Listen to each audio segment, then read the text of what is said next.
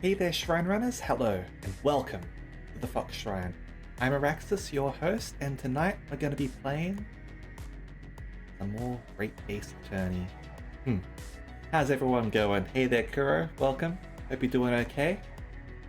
So this, for those who are in the Northern Hemisphere, this will be the new time that we are playing Great Ace Attorney at. So hopefully it doesn't take too long for people to get used to that. But yeah, I finally sort of caught up on some rest, and everything should be good going forward. Had a fairly relaxing day. Just been watching some Let's Plays mostly. Yeah. I will admit, I didn't sleep as well as I could have. Part of that is because I decided to have like a nap or something like that. Just lie in bed and rest for a few hours before I sort of a few hours before I went to sleep. Because like as I sort of said, like I was canceling that the Mass Effect stream because I was tired. But yeah, daylight savings is absolutely stupid, and they can't get rid of it soon enough, to be honest. There is absolutely no use for it in this day and age. And I'm not even sure if there was a use for it when they claimed that there was a use for it, to be honest. Hey there, Kill. Hope you're doing alright. Let's get into the Great Ace Attorney, shall we? I was watching Many a True Nerd. I was watching his Knights of the Old Republic playthrough. I've already played Knights of the Old Republic. It's his first time sort of playing it, so it's nice to get to sort of see that game again. Does make me interested in getting back into the Old Republic, which is the MMO, because I've never actually finished that. And like they're still sort of adding sort of story stuff for it. So, and it's I did sort of enjoy the story content for it. The gameplay is a little bit old, I admit. But yeah, it's not gonna lie. I've been tempted to sort of get back into that in some way. I don't know. Maybe do like guerrilla streams of it. Where I sort of like play as a class that people are sort of interested in seeing or something like that. I don't know. Hey Ada, welcome. Yeah, let's go to the Great Ace Attorney, shall we? Okay. Yeah, there we go. Yeah, so we left off right at the end of the investigation phase, because it was starting to get a little bit late. And chances are this will probably be the honest to goodness last and final scene. Honest. Before we get into the actual trial. Are these new? What's the matter with me? Why am I examining things at a time like this? This is my last chance to talk to Susato-san before she leaves. Alright. We should probably do that, right? I think we already sort of like showed her this stuff as well. About this. Wait! Yeah. It's all stuff that we've sort of covered already. Okay. So, going back to Japan. It's just 2 months since we arrived in London, but we've managed to establish this office. It was finally feeling as though we were settling in. I would be lying if I said I felt no regret.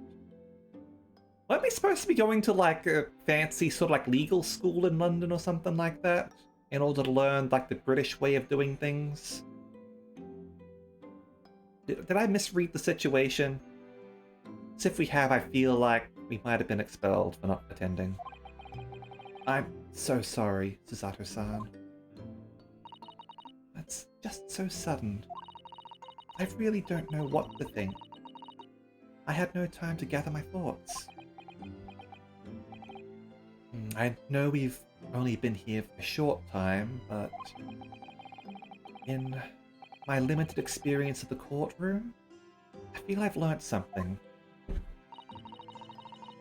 And what would that be? It seems to me there are many facets to people's personalities. Facets? And, like a jewel, the light plays off them in complex patterns, illuminating their actions and their motives. But we see only a small number of the total facets, and what is illuminated is only a part of the whole story. What lies in the shadows? What do those facets we cannot see look like? Perhaps there are some parts we'll never lay eyes on, for as long as we live. That's so true. Sometimes I feel as though I'm blind to so much, but I keep hoping that one day it will all become clear, that all the facets will be illuminated, and I'll finally understand how everything fits together. Naruhodo-san, I suppose what matters is that we keep our eyes open and keep moving forward, even if the way sometimes seems dark. It's amazing. I think it's been just 2 months. You've grown so much. Sorry? I've... What? Oh no, it was nothing. Unimportant. Oh, ready? Get on the ship with all your things? Do you know what time you will leave London in the morning? Yes. I picked up my ticket earlier. I shall be leaving here at 4 AM. Oh, man, that's early. I see. Well, I'll escort you to the station. Absolutely not. Sorry? I'm sure you realize why I couldn't possibly let you do that. You have a very important day ahead of you tomorrow. Gina's trial.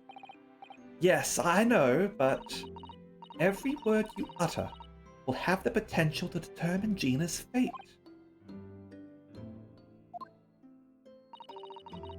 You must get as much rest as possible. Even though, like me, I'm sure you will find it hard to sleep. Interestingly enough, even if you are suffering from insomnia, the act of trying to sleep is a restful action. So even if you can't get to sleep, even if you wake up in the morning and you're still feeling tired, if you just take a few minutes to continue to rest, it does actually help with your performance later on in the day. But please, for me, do try.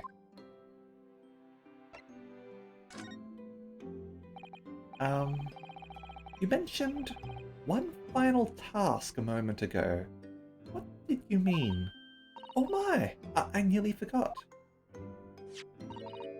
Please, I want you to have this. What is that? Some huge bundle of documents? It's my notes from the case 2 months ago. The murder that was committed on the omnibus. The McGilded case. It seems to me that this case of Mr. Windybank's murder, of which Gina is accused, is very much tied up with that omnibus case, in ways that are not yet completely apparent. So, I took the liberty of consolidating my writings about the case for you. everything else she's had to think about. Susato-san's still managed to do this, and all neatly laid out for me in her beautiful handwriting. It was my pleasure. I can only hope that this will bolster your case tomorrow for Gina. Thank you so much, Susato-san. I'll do my best to use it wisely. You really are the best judicial assistant in the world. Well, that's extremely flattering. I'm sorry to say that I've been a complete failure. Sorry? I didn't catch what you said there. Oh, ignore me. I was just mumbling to myself. Alright. The gilded case notes have been added, and it's totally not suspicious there. Like, again, we've just got what she said was in the telegram. I feel... And there was that conversation she was having with the Chief Justice. So I feel like she's feeling some guilt over something. We're not sure yet.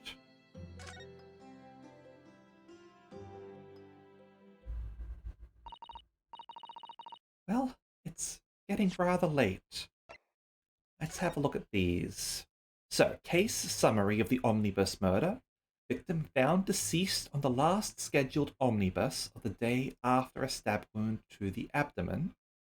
Okay, details of victim. Mason Milverton, male, brickmaker, East End of London, also known as Thrice-Fired Mason. Defendant Magnus McGilded, Baron von Zeeks, and Ryunosuke Naruhodo. Conviction was assured with 3 eyewitness testimonies. However, a surprise 4th witness's testimony resulted in acquittal due to insufficient evidence. Okay, so this will be important later in some way.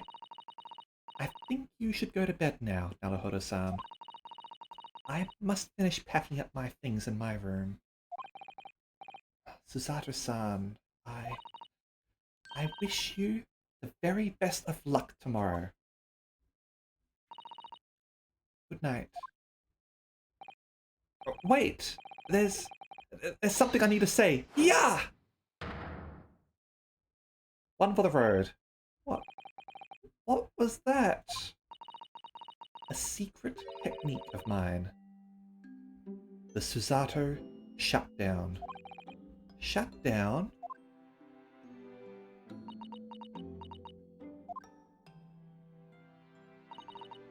Please, I implore you. If we have to voice our goodbyes, I won't be able to hold back my tears.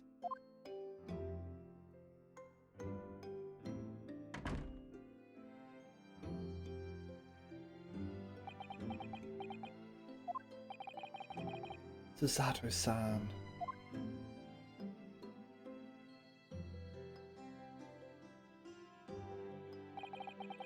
It truly had been a trying day.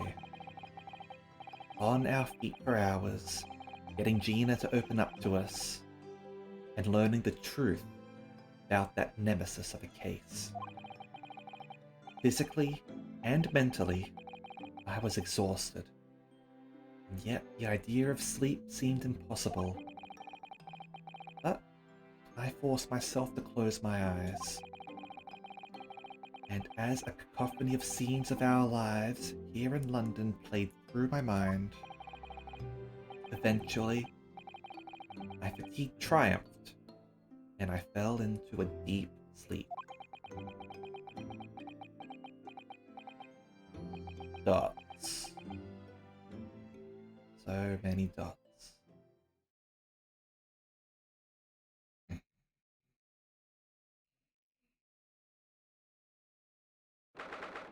Okay, 17th of April, the small hours. St. Sinner's Hospital, Ward 3. Because, of course, it's not going to end just there. I made the right decision to end the stream last week. Yes, I quite understand. That is a great weight off my mind.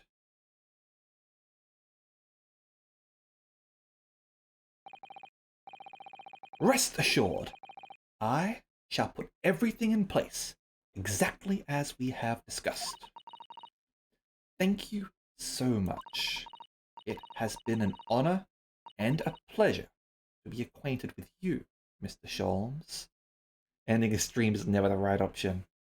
Oh yeah? Oh yeah?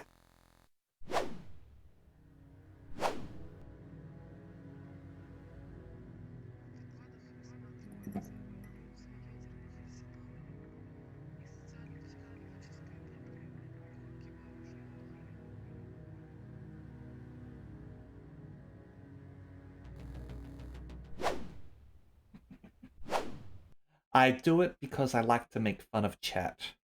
I like to troll chat where possible. Hey Groenchi, how are you going?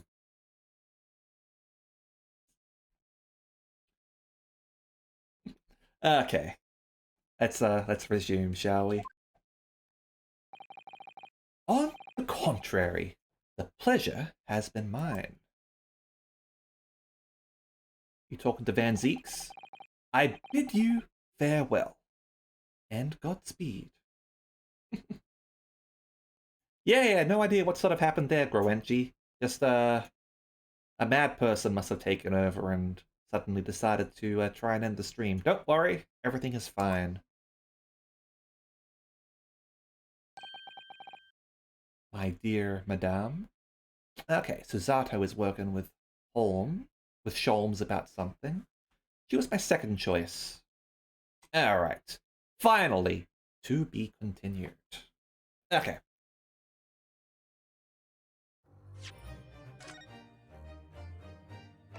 So, save over there.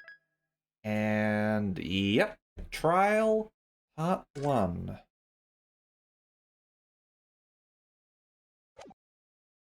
Let's see what's going on here, shall we? When I awoke the following morning, Susato-san was already gone. Outside the window, the rain came down in sheets, and so began an even longer day than the last. One that I would remember for the rest of my days.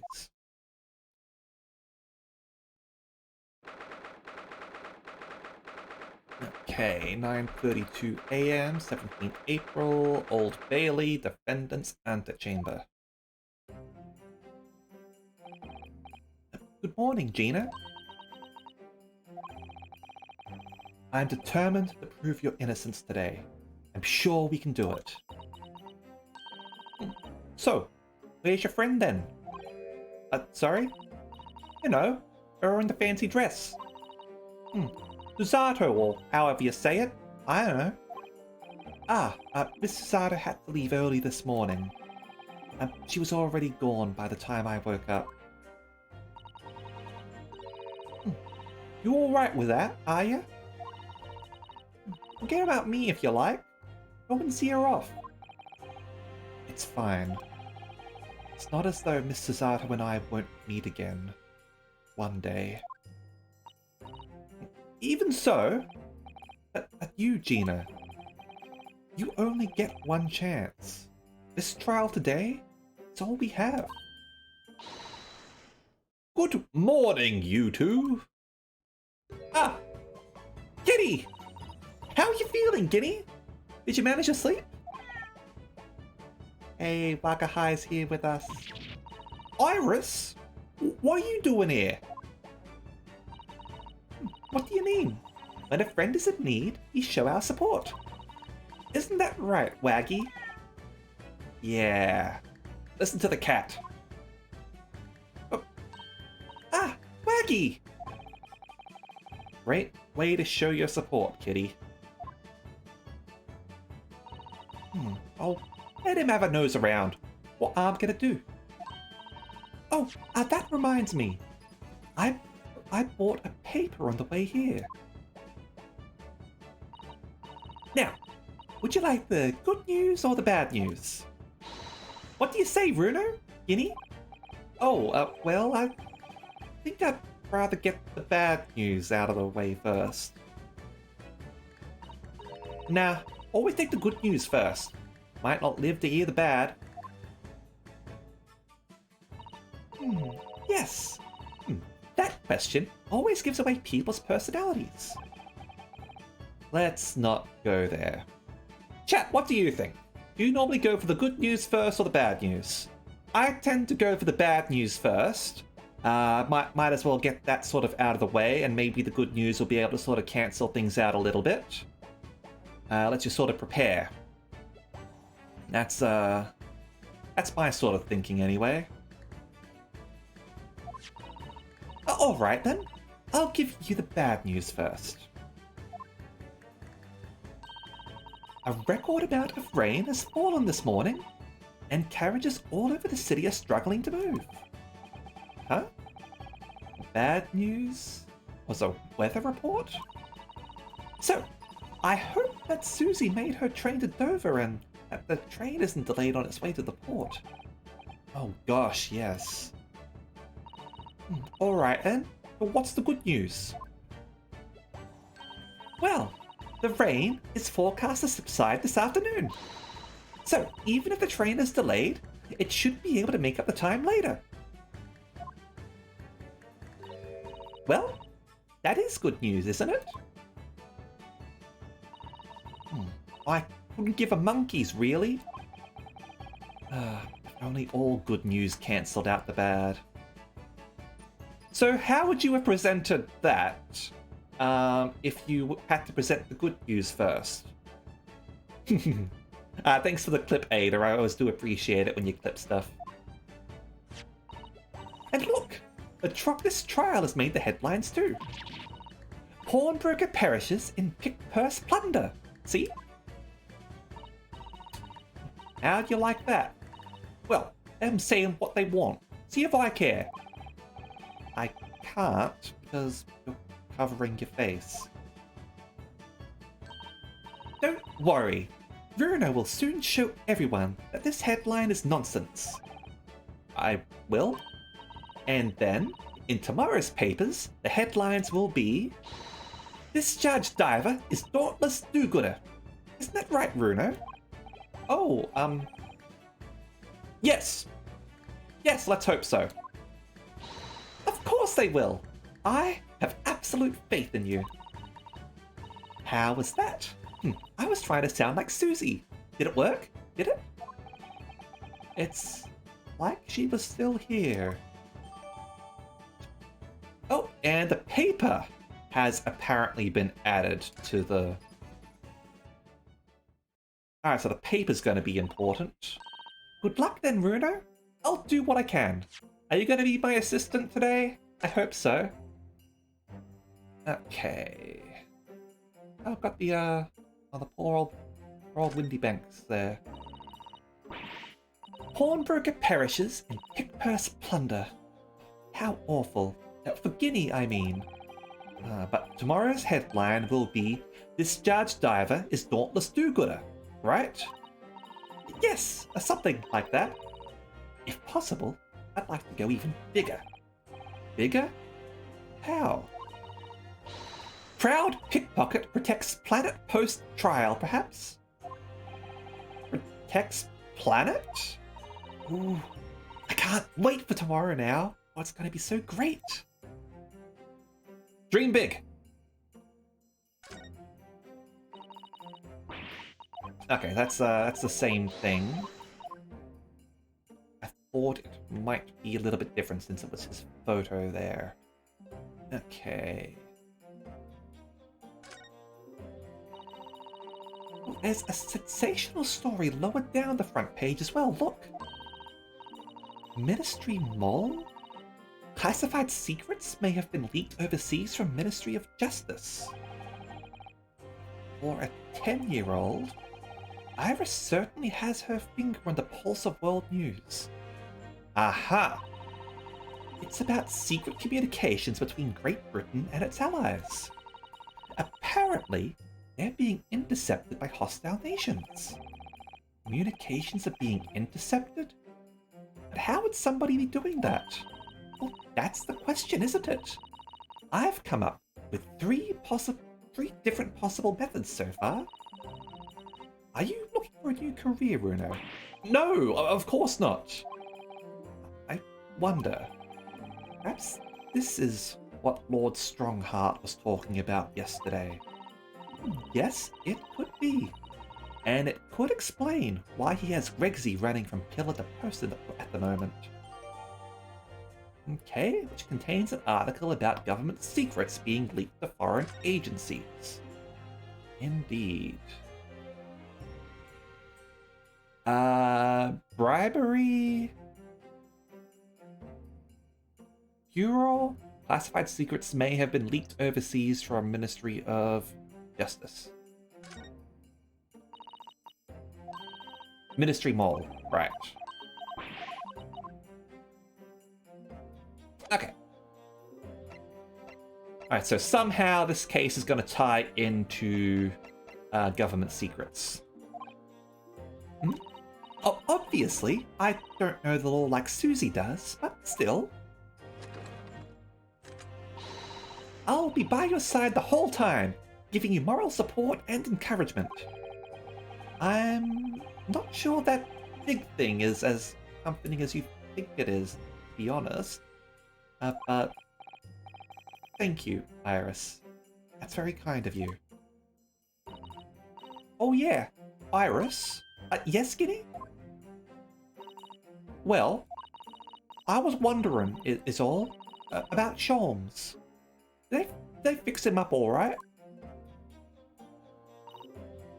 Yes. The operation was a great success, but Hurley still hasn't come around yet. So he's faking being unconscious now, apparently. Eh? I've asked a friend of mine at Scotland Yard to send a telegram as soon as he wakes up. I'm sure Gregson will let us know the moment there's news. Oh, right. No Susato-san, and no Mr. Sholmes. It's all down to me today to prove that Gina is innocent of this crime. I mean, Iris will certainly help. Iris is a smart cookie. Oh, Miss Gina Lestrade, counsel for the defense. The trial's about to begin. Please make your way into the courtroom. It's time then. Yes, let's go, Gina. Iris. Lead the way, Bruno.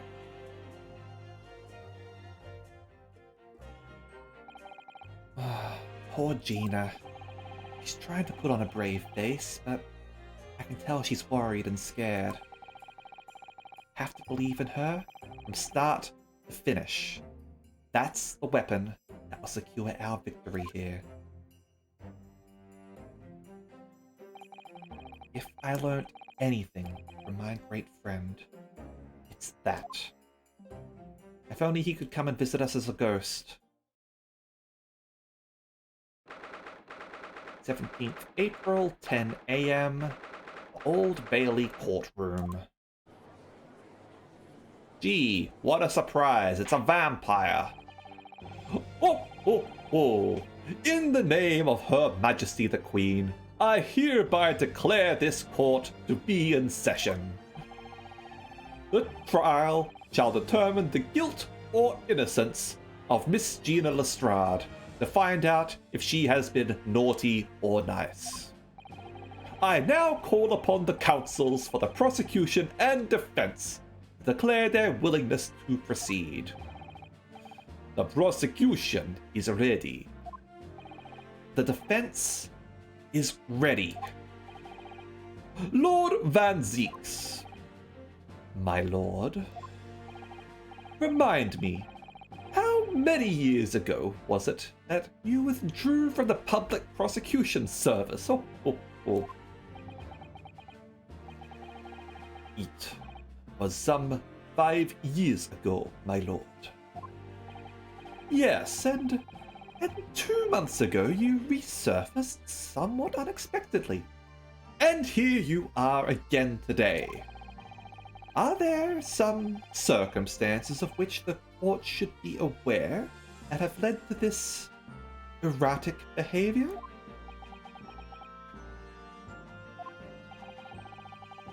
In what one might describe as your former life 5 years past, you dealt exclusively in matters concerned with the highest echelons of society and government. Which is why that newspaper's important. He doesn't deal with standard sort of like murders and all that. Really? Yet today, you choose to try a simple case of burglary and murder. I confess I find it more than a little befuddling, Counsel.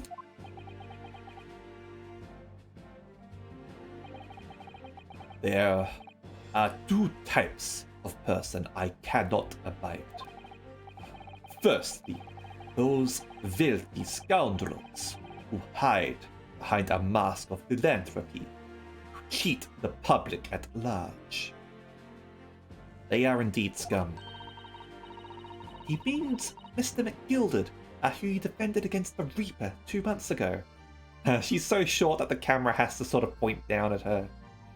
She barely even gets her head over the counter. Yes, I'd just about managed to work that out. Thank you.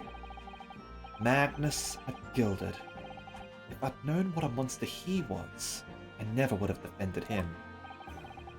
And secondly, even more loathsome, those wily scoundrels who masquerade as allies only to effect total betrayal in the final hour. In other words, the confidence tricksters from those tiny islands in the Far East, the Nipponese. Racism! What? Did he really just say that? He means you now, Runo. I actually managed to work that out too. Thank you, Iris. Total betrayal? What are you talking about? A torrid look of hatred in Lord Van Zeek's eyes. Was that directed solely at me? Or was he talking about all Japanese people?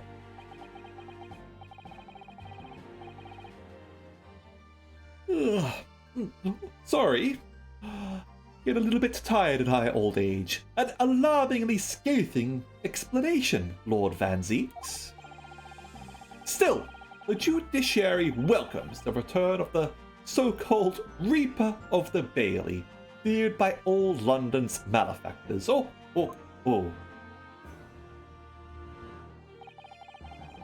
Your lordship is too kind. Now, jurors, the 6 of you have been selected at random to represent the will of the people in this trial. Are you ready to hear the evidence placed before you and determine the guilt or innocence of the defendant? Alright then. So, let's go over the jurors right now, shall we? So, yep, I was coming to that, Ada. So, we have the husband of the last person who was guilty of like gross endangerment in court, gross endangerment resulting in serious injury. I've got the maid again, who should be exempt from jury duty for another few years, at least with Australian sort of jurisdictions. I don't know about you. I've got old mate again, except now he's dressed as like a doctor or a dentist or something. We've got the typewriter lady again, who again should be exempt. And we have that Russian Bolshevik guy who we saw in the newspaper in the second case, who is undoubtedly the one responsible for everything that's going on here, and probably guilty of, like, tapping military secrets. Yeah. Alright, well, we know how this case is going now. It's again, the perpetrator is another juror. They really gotta stop fucking up here, I have to say. Guess it's time for silly Russian accent with that guy, though. Former lieutenant in the British Army here, don't you know? Chaps like me were born ready. Clean crockery, clean cutlery, and a clean conscience. His lordship's motto is very appropriate here, I think. Everything will be stereoscopic in the future. Absolutely, absolutely everything. And I'm ready for it. I don't understand it. I can't have left it in there. It's not possible, but could I have? Women indispensable in society. Stop. Female-centric future awaits. Stop.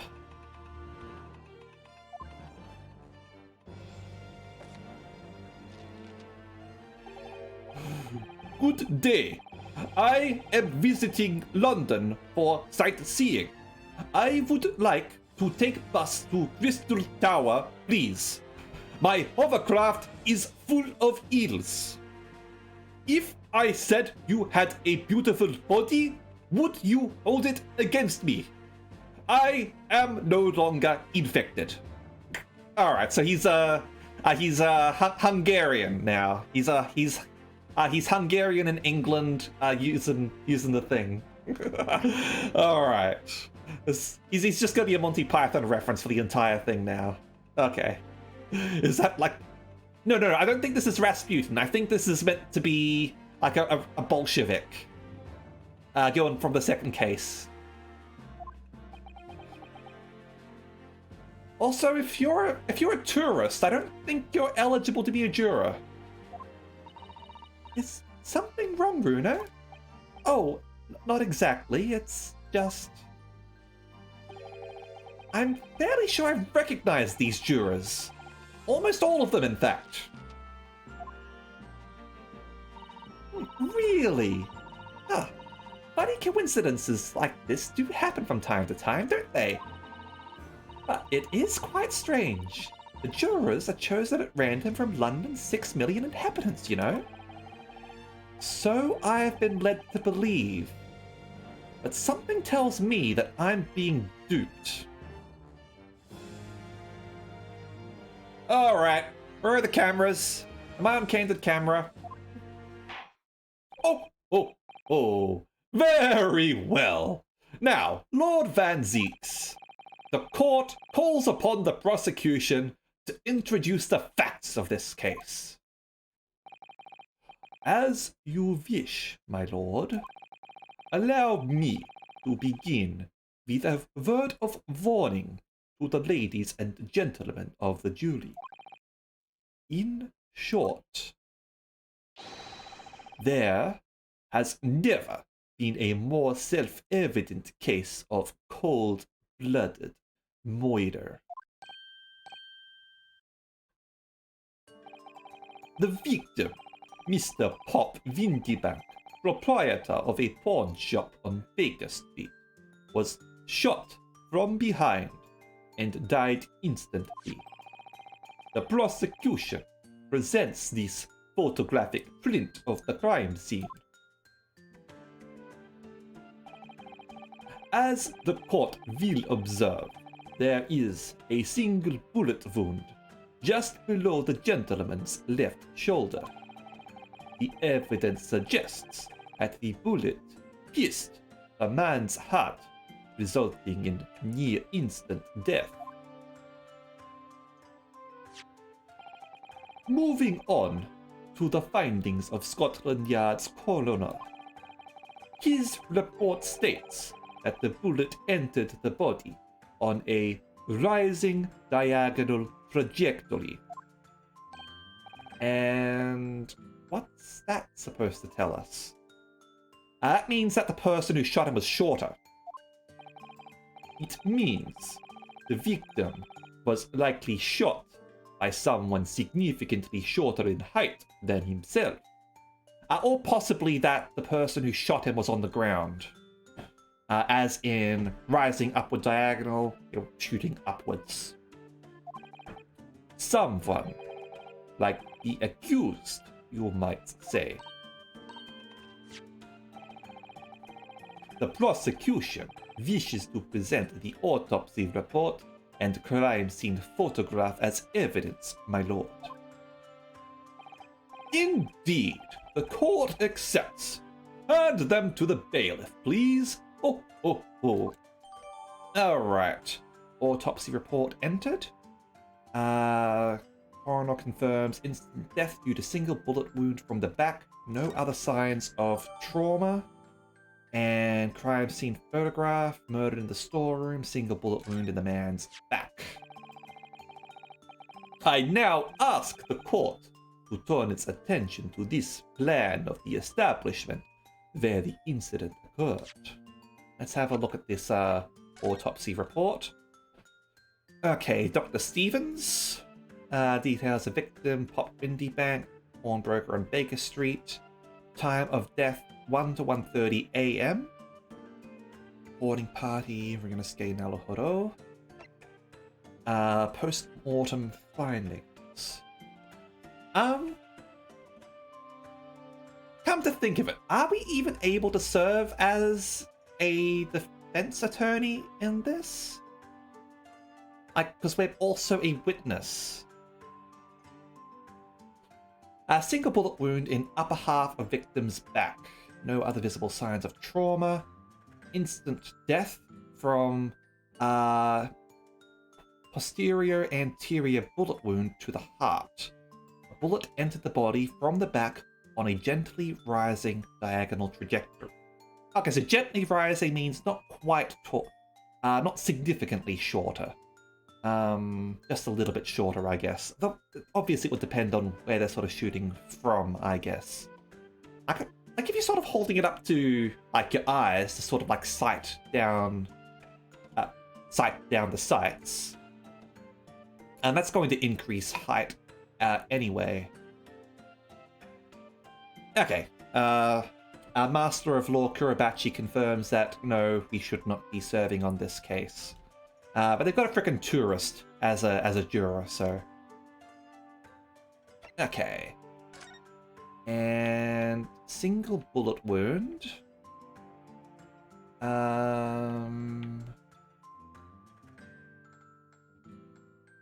Nothing in this pocket. Blood splatter over there.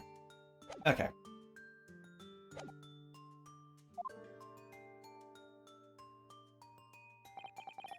The proprietor was found in the storeroom where he kept articles pawned to him. A windowless room with a single point of entry. A door to the main shop that was found locked. In this sealed chamber, there were only 2 persons present. The victim, Mr. Windybank, and the accused.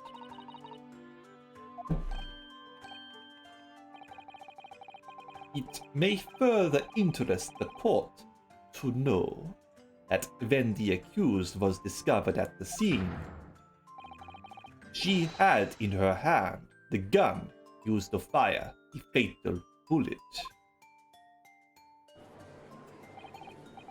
Well, that's that then, isn't it? Nothing more to say. Isn't that grubby little girl a pickpocket anyway? Oh, she's one of them filthy drabs that live in the slums in East End. Oh, well, it was only a matter of time before she got blood on her hands then. What are jurors waiting for? Girl's guilty as hell. We can't jump to conclusions here. We must assume her guilt because of what she has to do to survive. And also, I'm pretty sure that you're not supposed to tell people that she's a pickpocket either. Unless that's like what she's being accused of, because that's something that can prejudice the jury against them. I'm pretty sure that's a thing.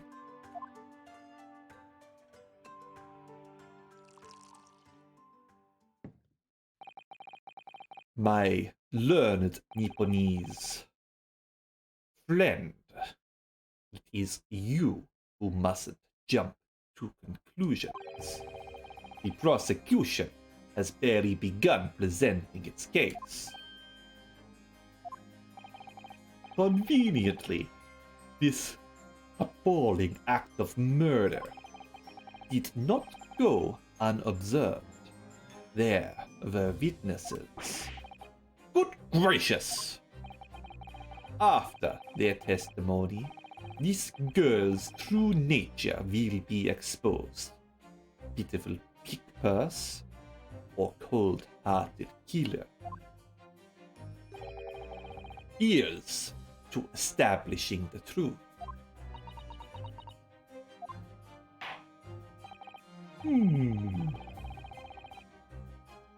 The court will take the floor plan and the firearm into evidence.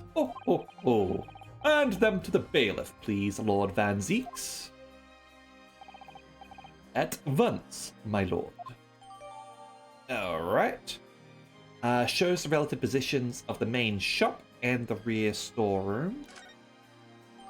And Windybank's gun. Belonging to the victim, Mr. Windybank, that Gina was holding when she was found unconscious. There are signs of a single discharge. This isn't good. Now, do keep in mind about the gun. There was only one shot in it. Now, depending on when it was fired, it could be possible that this isn't the murder weapon. Because there was another bullet, another shot fired. The one that hit Sherlock. Herlock, sorry. And possibly a third shot that hit someone and sort of impacted against the calendar. Now, I don't recall if Herlock had the bullet sort of remain lodged in him and that required surgery, or if he just needed surgery for the artery. But if they needed to extract the bullet, that means that there was definitely a third shot of some sort. And even two shots is ridiculous because this only had one bullet in it. Let's have a look at this real quick. We've got the pawnbroker over here. There's a desk, sort of come around here, and the back storeroom. Okay, and the gun itself.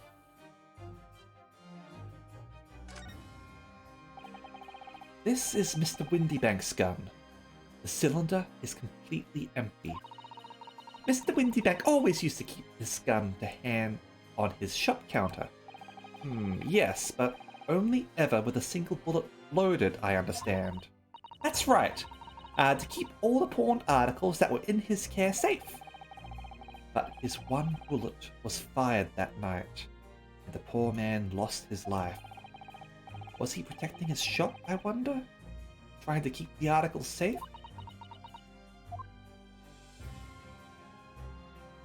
Okay.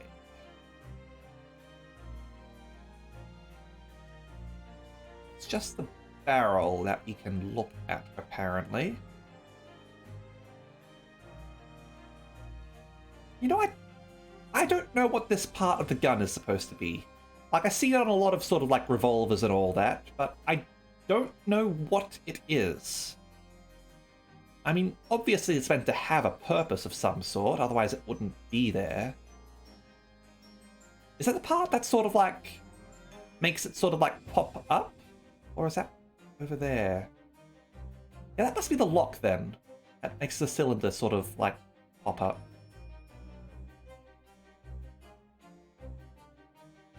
This is the barrel again, isn't it? Yeah. Alright. Doesn't seem like there's anything for us to look at the moment. This isn't good. I feel like the moon in here has turned very gloomy all of a sudden, Bruno. I think that's because it has.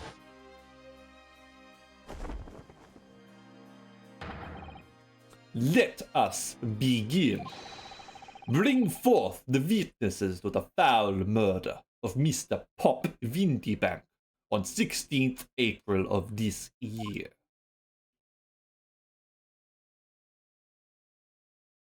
Oh hey, it's Tweedledee and Tweedledum. And it looks suspicious at all, you know? Though right, they knew that she had accomplices and they captured them. Witnesses, state your names and occupations for the court. Name's Nash Skulkin. Occupation is a baddie, a professional baddie. Name's Ringo Skulkin. Occupation's same as him. Tobias Gregson, Scotland Yard Inspector. That's right. We're what they call the Three Skulkin Brothers.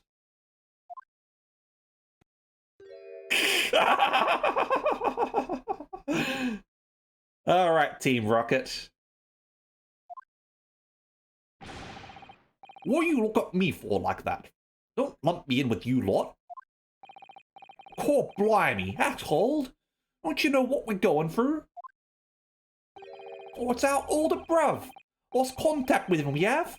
So we're a scour in every shady corner of the capital. And last night, come across you. Very spit of the bloke. Ain't that right, Ringo? He is, Nash, he is. Very spit of him. So, we decided, there and then, what we was gonna do. We was gonna call ya Big Bruv Sulky. Come on. Leave it out, you two. Sulky Skulkin? That's before he's run out of chips. Well, then. Inspector Sulky Gregson.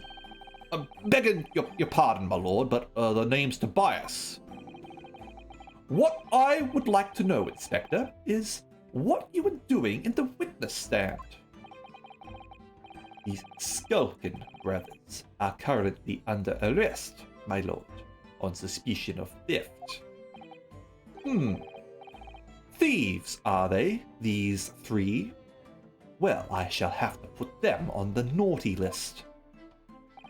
No, my lord, begging your pardon, but please don't lump me in with this lot. 2 nights ago, these 2 brothers illegally entered an establishment with intent to burgle, and in the course of their nefarious activities, they became embroiled in a far more sinister crime. By Jove! You mean to say? What an extraordinary coincidence!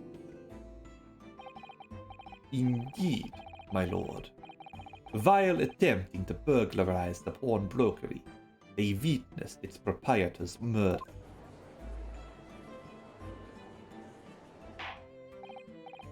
Order! Order! They remind me of Victor and Hugo, if anyone sort of remembers that old cartoon. Victor and Hugo, Burglars of Crime. The various trespasses of these brothers is not the subject of today's proceedings, though they will naturally face trial in the very near future. With your lordship's permission, I'd like to remain in the stand to keep these gents on the straight and narrow. Oh, of course, Inspector. As skeptical as I am about the caliber of these witnesses, I will permit them to take the stand. Mr. and Mr. Skulkin, you will now testify before the court. Describe the events of the night in question, and what exactly you saw. Happy to. Was the Skulkins never skulkin'?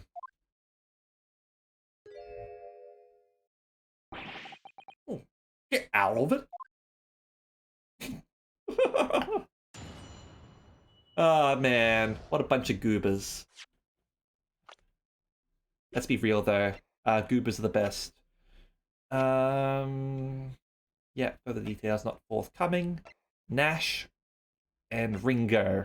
Alright, I see now. I see now. Nash as in like a Nashi, which is a type of pear, and Ringo, because that's Japanese for apple, I believe.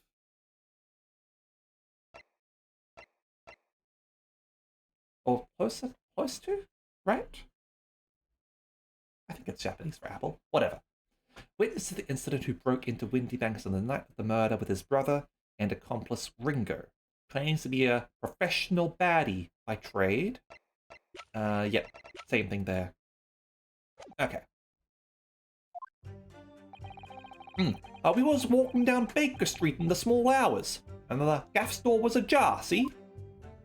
It was, like some kind of sign, begging for us to go in, it was. But once we got inside, oh, blimey lummy, we heard a gunshot from the back room. We went to see what was what, but the door was locked from the inside. Oh, we never did nothing, Governor. We never took nothing. We just left after that, nice and quiet.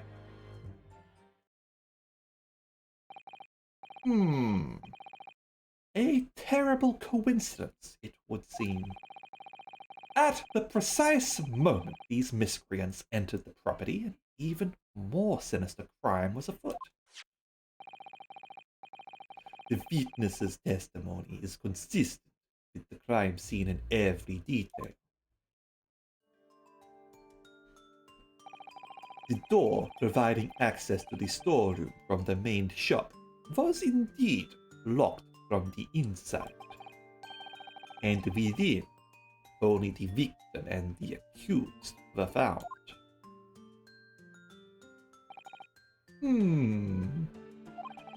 I must say, it does appear to be an overwhelmingly simple case. Still, the defense may cross-examine the witnesses now, of course. Counsel, if you please. Counsel? Yes. What's the matter, Bruno? Sorry, I was just stunned into silence for a minute by the blatant lies being told by that pair in the stand.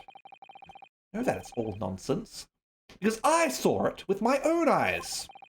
I'll just have to expose their testimony for the pack of lies it is. Didn't mention anything about running into us. Didn't mention anything about shooting Herlock. Mr. Sholmes. Alright.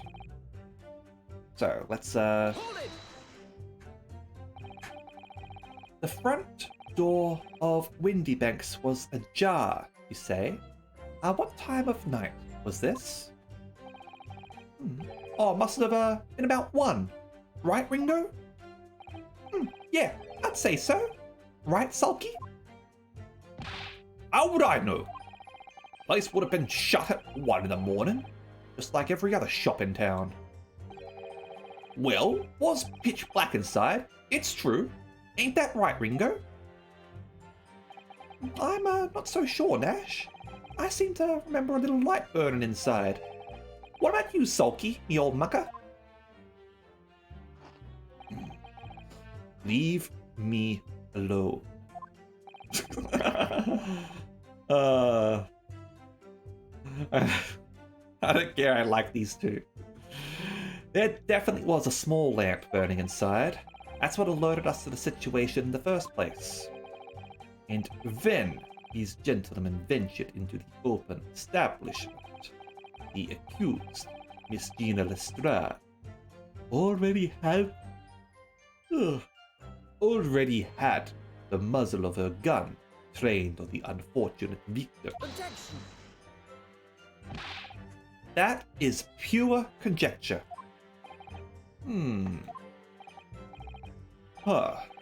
Perhaps. But it changes nothing. These brothers inadvertently wandered into the middle of a cold-blooded murder, simply because they found the door of the victim's establishment open and ventured inside. Hey, Senpai. Surprised to see you around. Hope you're doing alright. Right, that's what happened. Okay, begging for us to go in. Hold it! What are you trying to suggest? That you had to go in? Yeah, I thought that might be the case. Well, God moves in mysterious ways, they say. Don't they, Ringo? They do, Nash, they do. Must have been some sort of providence, I reckon. God's will often presents itself as the whim of thieves, does it? Alright, see you later, Groenji.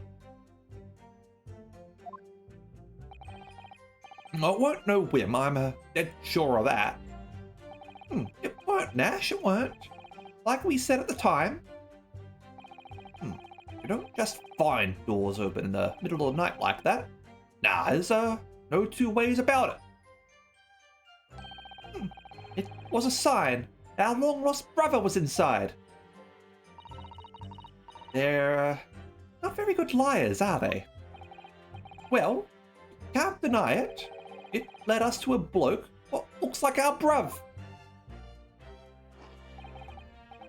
I said, cut it out. Ah, those chips are getting the chomping today. Okay, heard a gunshot from the back room.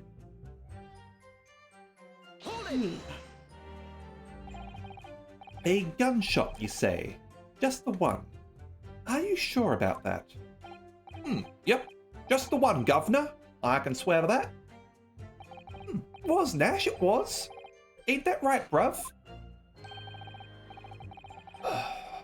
The firearm used belonged to the victim himself. Yes, Mr. Windybank always used to leave his gun lying around on the counter. Right, I remember. When we examined it, we found the revolver was completely out of rounds. That makes sense. Mr. Windybank always used to say he only ever kept a single bullet loaded. That's true. I remember him saying that as well. So, we can say with considerable certainty that only a single shot was discharged from the firearm used as the murder weapon. Yes, my lord, we can. And I should remind the court that the firearm in question was discovered in the hand of the accused. Wonderful. Okay, door was locked from the inside.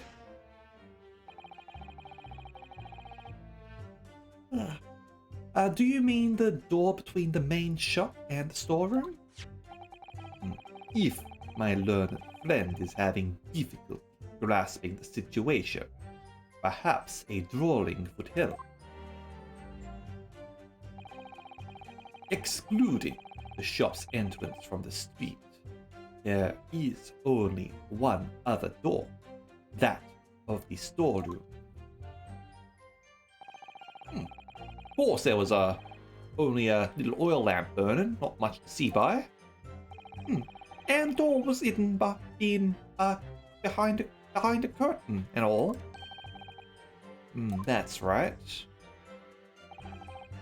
When we arrived, the door was mostly obscured by the curtain.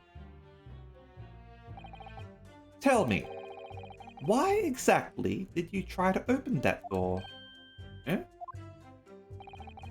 Any normal petty thief would run at the sound of a gunshot, I should think. Oh, your turn to rabbit, Ringo. Oh, well, Nash, yeah, I suppose, you'd have to say we ain't normal, eh? Broadly speaking, humans respond in one of two ways on hearing a gunshot or scream. The timid flee, gripped by fear, while the courageous investigate to see if they might help. These gentlemen are of the latter inclination. My learned Nipponese friend, it would seem, is of the former. All right. Somehow I just proved that I was a coward that night. I mean, you didn't run away at the sound. You tried to run after those two as they ran away. Thank you, counsels. So, I believe we all understand that the door was locked and could not be opened. Proceed, witnesses. Oh. Okay. Yeah, but you shot Sholmes. Hold on a second, just in case this precedes things. What do you think about this pair, Runo? I think they're lying through their teeth, that's what I think. Going to prove it.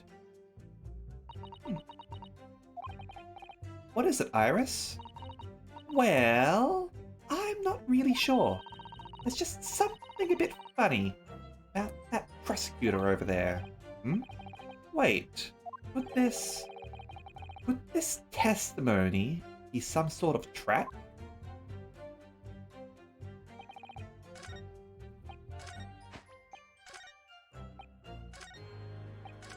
Oh, damn it. Went too far.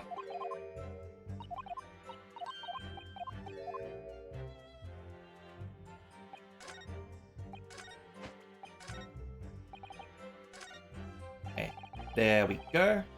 Hold it! You didn't do or take anything. Is that your story? Well, it was Bedlam soon, as pointed. It was, Nash, it was. Didn't even have time to pull me dukes at me lucky lockets. So, with no time to take your hands out of your pockets, you just left. Nice and quietly, you say?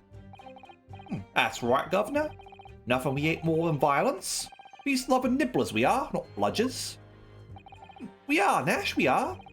Never even pulled me dukes at me lucky and Lucy lockets. So, you'd clearly like us to believe. Eh? Come again? As you fled from the pawnbrokers that night, did you not run into anyone else? And did you not fire a gun at that person? Oh, saints alive, they fired a gun, you say? Ah! Oh, blimey, Governor! Oh, you ain't telling us it was you in the doorway? It was. Oh, why the bleeding Nora? Didn't you mention that before? You were armed with a gun, and as you fled the scene, you fired that gun at London's greatest detective, Herlock Sholmes. You shot the great Mr. Sholmes? I did hear that, actually. It was a rumor he'd been rushed to hospital. Oh, the great Sholmes? That's beyond the pale. On the night in question, this pair were arrested by the police within minutes of the discovery of the crime scene. Their suspicious countenance rapidly gave them away. And when search, a firearm was indeed found in their possession. Furthermore, the barrel shows signs of a shot having been fired from it.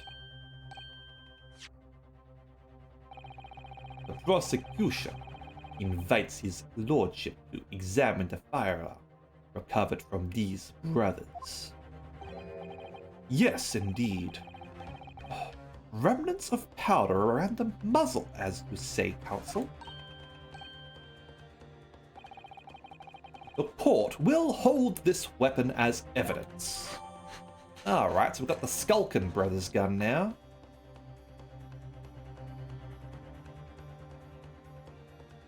I mean, the prosecution's clearly going somewhere with this. A firearm found in the possession of the Skulkin brothers upon their arrest. There are signs that a single round was fired.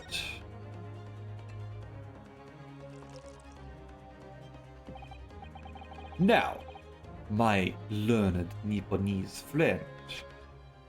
I want to look at the gun first. Okay, so this one's got a longer barrel to it. So, is ammunition still loaded in 5 of this revolver's 6 cylinders? Yes! Which tells us that only a single shot has been fired from it. Exactly. The bullet that hit Hurley, in fact, isn't it? Yes. It happened almost as soon as it walked in through Windy Bank's door. Oh, I'll make those brothers pay.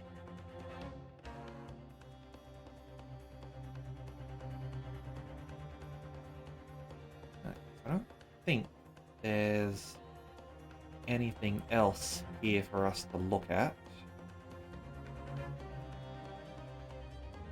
Just got the barrel. Okay. I did check. I'm pretty sure I checked down there as well. Like, that's gonna lead to the gun itself, right? Yeah, see, it's just highlighting the cylinder. Which is exactly what I thought it would.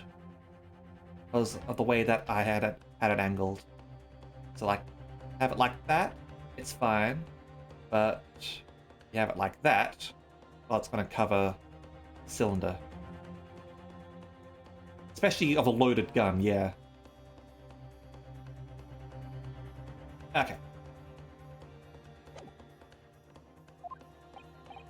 Yes?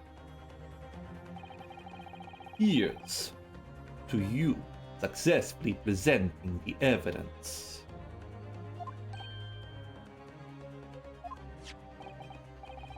For, yes, there are the telltale signs of spent powder on this gun, and a single bullet missing from the cylinder. Didn't it show details on the hammer?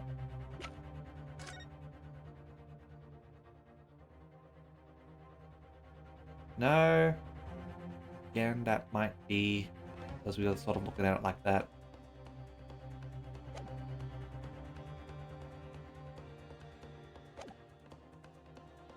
Okay. But the prosecution demands evidence that it was fired at the scene of the crime under scrutiny in this trial. Well, I don't need evidence. Because I was there. It would have been certainly an opportunity. Like, not as a clue or anything, just as a joke. Objection. However, the rest of us in this courtroom were not. If the defense fails to provide evidence in support of its rash claim, we shall have no choice but to toast your incompetence and move on. Evidence that these two fired that gun before they left Windy Banks that night. Well, in that case, we'll just present, like, the bullet in the calendar, right? The court demands that all claims are affirmed with clear proof. What evidence shows that these witnesses unloaded a firearm in the pawnbroker's shop that night?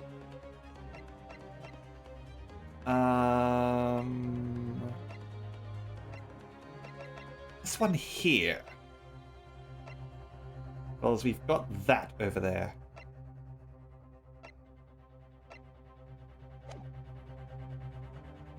Take that! I've already checked the other gun. The evidence is in this portfolio. What on earth have you there, Consul? During the course of our investigations, we discovered a number of bloodstains. Not trusting the police to do the job they're trained to do. How arrogantly Nipponese of you. That's racist. Well, anyway, we analyzed all the blood samples we found and recorded the results in this portfolio. And you claim to have the evidence the court is demanding therein? That is true, Senpai. Yes, my lord. Oh. No more dallying then, Counsel. Present the pertinent evidence at once. What do you have in your portfolio that proves these witnesses unloaded a firearm at the scene? That one. Take that! What is that? Explain. It's a photographic print taken at Windybank's pawnbrokery on the day of the incident. From the scene of the crime, is it? Is that a bullet hole? And if my eyes do not deceive me, it appears the bullet is still lodged there. Yes, as your lordship noticed, the bullet pierced Mr. Windybank's calendar. The date shown being the 16th of April, the very day of the pawnbroker's death. The incident occurred at 1 hour after midnight, but this indicates that a separate shot had been fired sometime after the calendar had been set to the 16th. That's right. And while it isn't irrefutable, the defense believes this is credible evidence that the witnesses did fire a round from their gun at the pawnbrokers that night. Ah! Yeah! Order! How does the prosecution stand, Lord Van Zieks?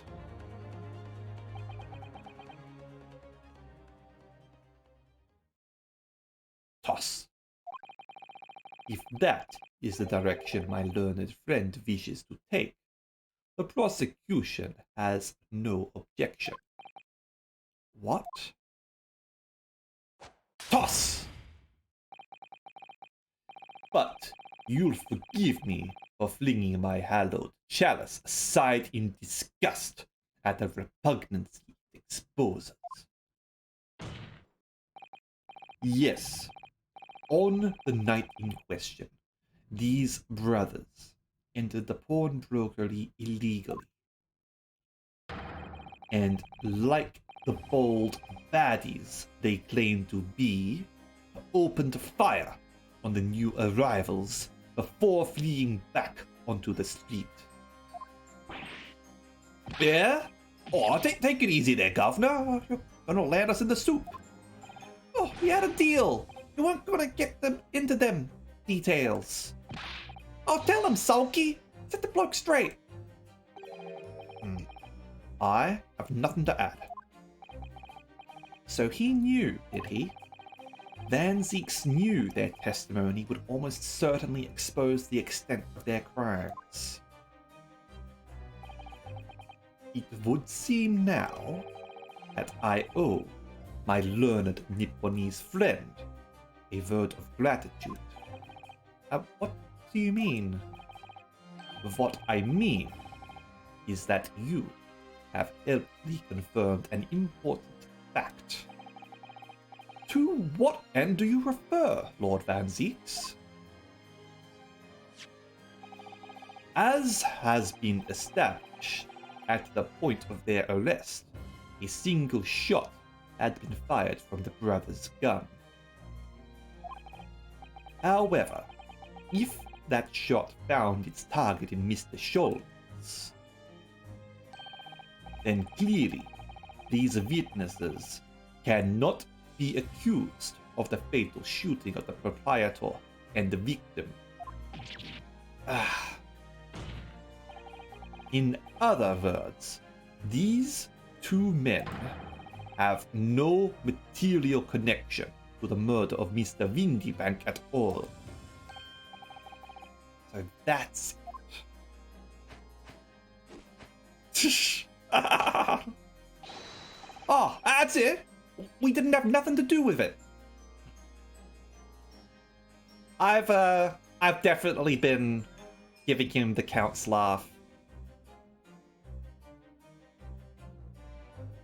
Usually I reserve it for whenever he lists a number that I feel is appropriate to go into. Oh, we didn't, Nash, we didn't. That's what I reckon. Your crimes include unlawful entry, intent to steal, perjury, and, let us not forget, attempted murder. Quite a catalogue, eh, fellas?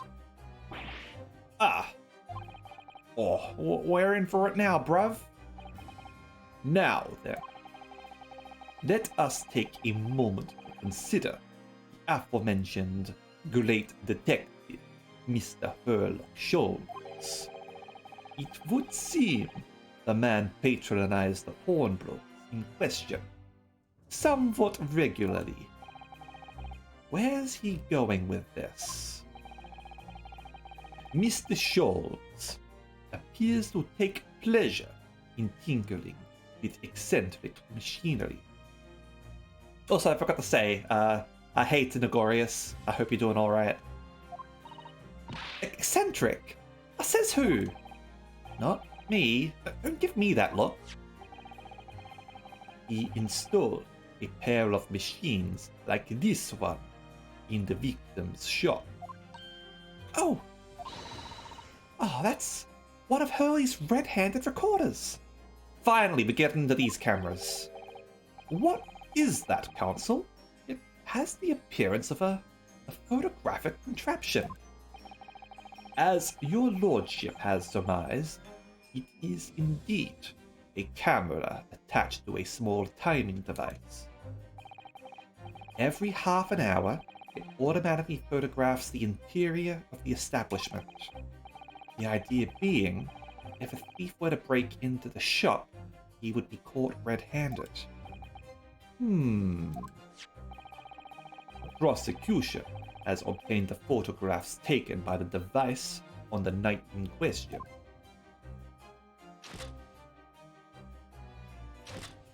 Here we go.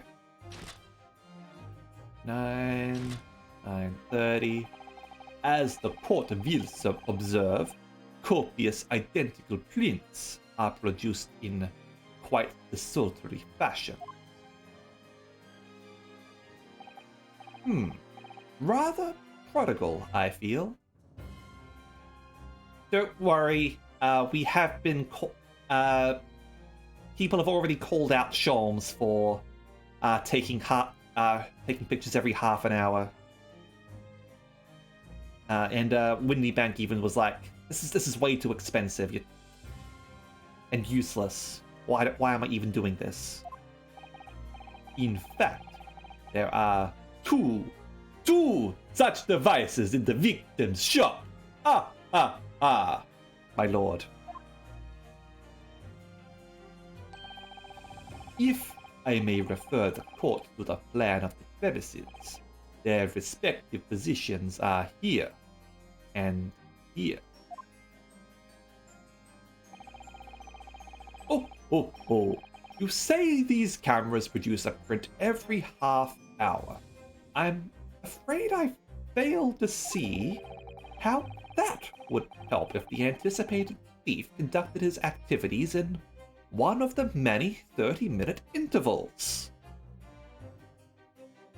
Yeah, see? He's getting called out.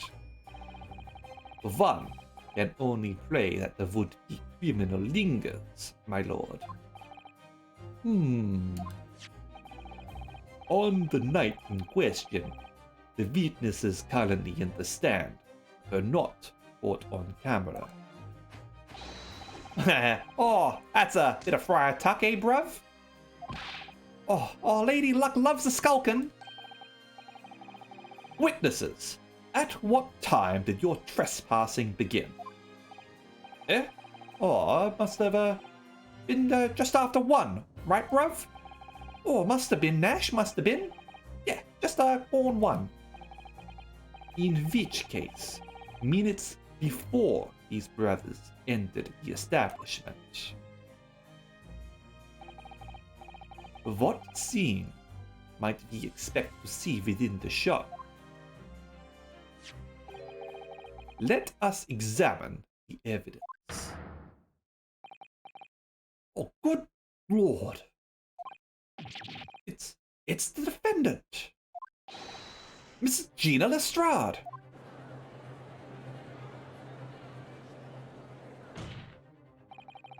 As the court can clearly see,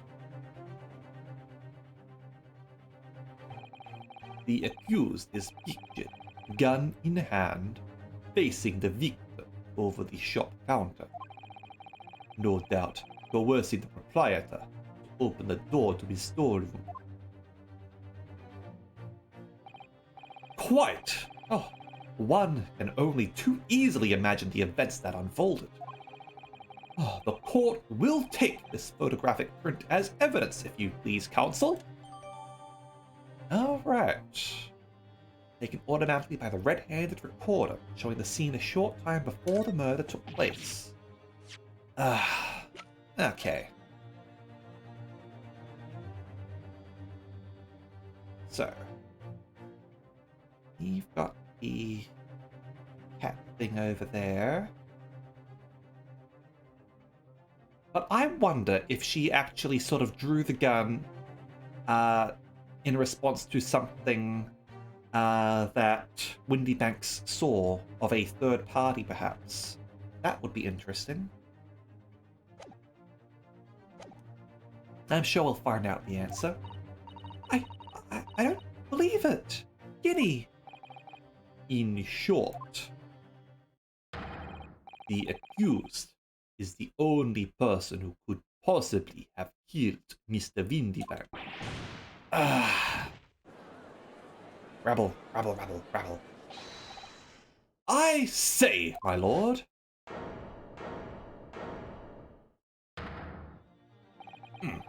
Wonder if I might put in a word at this point. Go ahead, Mr. Foreman. Oh, took a baldy bullet to the knee in the Battle of Maiwand, 1880, don't you know? Used to be a soldier, and I took a bullet to the knee. A baldy bullet. Oh, decorated for it and all that, but forced to retire from service, sadly. Force a medal and never outshine the exploits of chaps like us on the battlefield. Probably fighting all them colonial wars, huh? Yes, Mr. Foreman, and what exactly is your point? Oh, carried on the battle after retirement, you see? The battle of daily life, if you like. And here I am now, leading this small squadron. 6 men, all good and true. We'll all go down together, you mark my words. One for all, and all for one.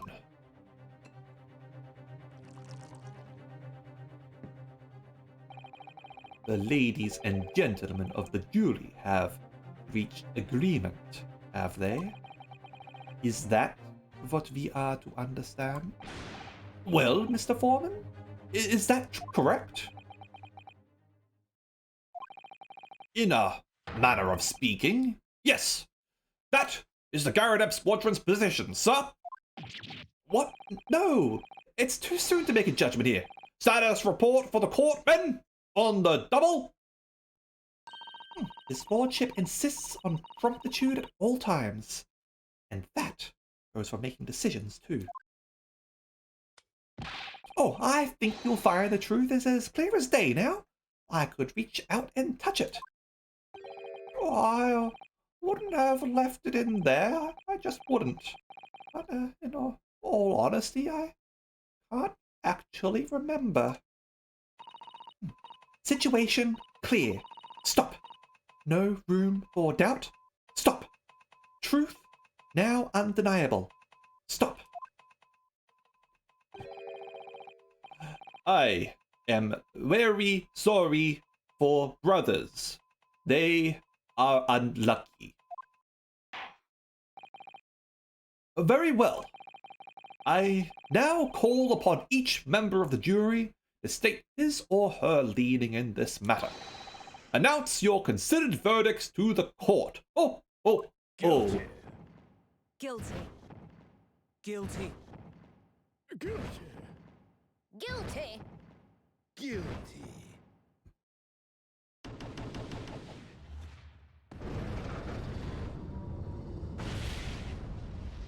Alright, time for the witness turnabout, the jury turnabout sort of stuff. It does indeed appear that the jury is unanimous in its leanings already. That photograph. It must be the definitive evidence that Gregson mentioned. But Guinea didn't shoot him. No, of course not.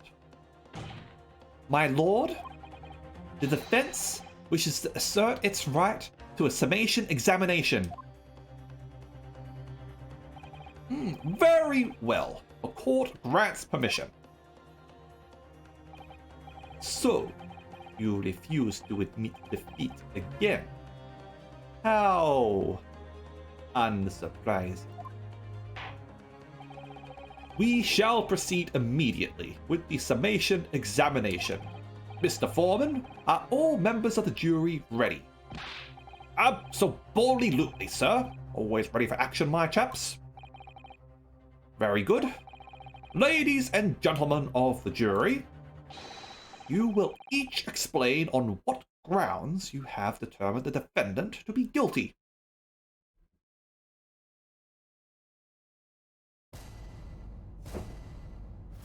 All right. The juror's contentions. If any of the prior cases show anything, it's that you jump the gun every time. Indeed. All the evidence clearly points the finger of guilt at this young pickpocketing. As a housemaid, I should like to see all filthy eyesores promptly and rigorously eliminated. I think you'll find that if you look at that photograph in stereo, the truth will just pop out.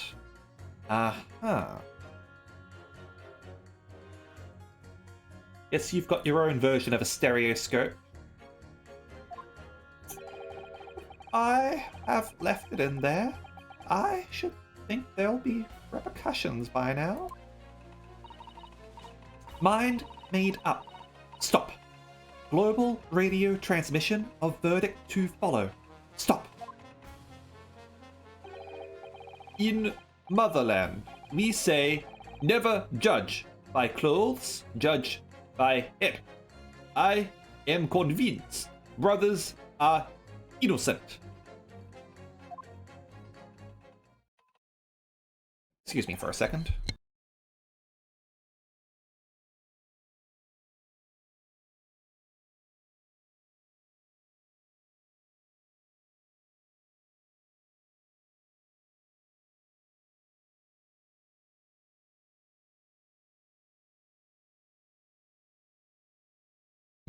All right. The circumstances of the crime and the evidence do indeed implicate the defendant rather comprehensively. The storeroom, locked from the inside, in which the victim and the accused were discovered alone, and in the accused's hand, the fatal revolver, the firing of which was heard by these witnesses. Not to mention this print. Take it from a chap who's seen action on the battlefield. That young girl's on the verge of pulling the bally trigger. Thanks a lot, Mr. Sholmes. Alright, you're all making some redeems. Healthy after the cat. Too late, I already had a drink. We'll do the rest of it on the way back from patting the cat. The cat's probably in the lounge room. I will be back momentarily, okay?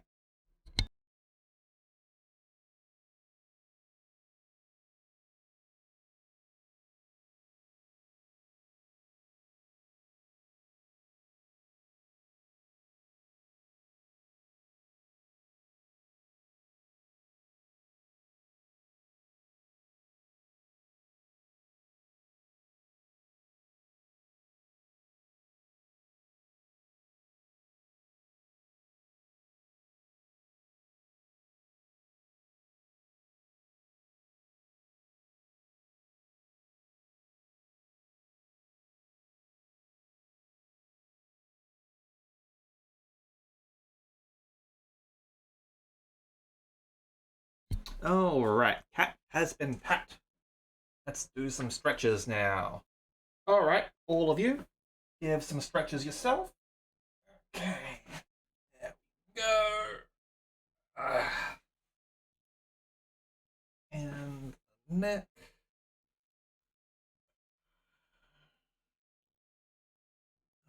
All right. Okay.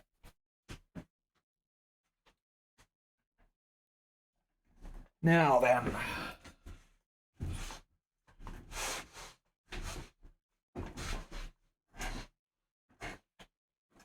Give me a second.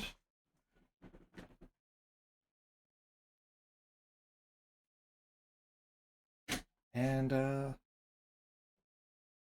let's get things underway, shall we? Oh dear. Hurley's cameras were supposed to help, not hinder. I'm afraid I think you have an uphill struggle ahead of you. Oh, oh, oh. But Gina didn't shoot Mr. Windybank. Which means there's more to this situation than we've yet to see. Agreed. You have the floor, Counsel. Proceed with the summation examination. So what's the other camera show at that point in time is what I want to know. Does it perhaps show the criminals entering? The defense's rebuttal. Alright, so I've got to press everyone. Hold it! You're Mr. Natsume's landlord, Mr. Garadeb, aren't you? We really must stop meeting like this.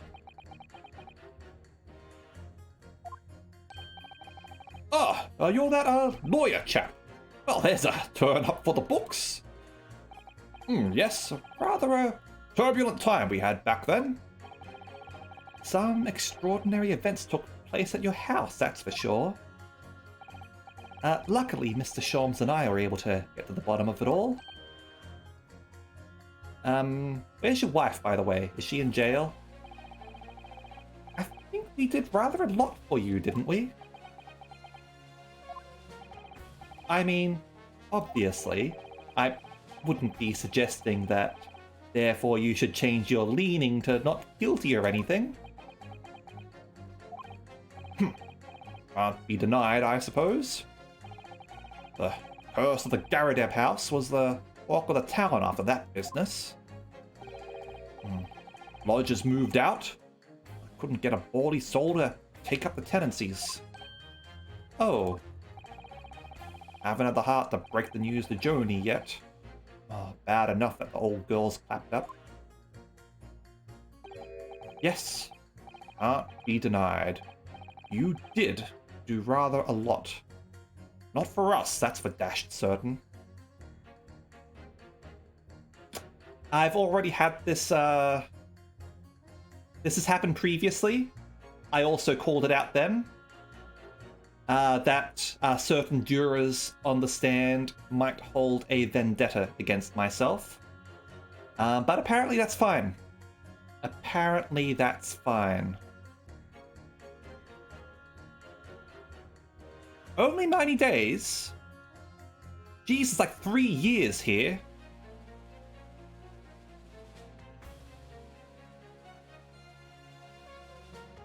Although it's not a supposed to recuse yourself, it's more you get like you can use that as an excuse to not be a juror. You can say, I've done my service in the past 3 years. Can I go? And they'll be like, yep, sure, you can go.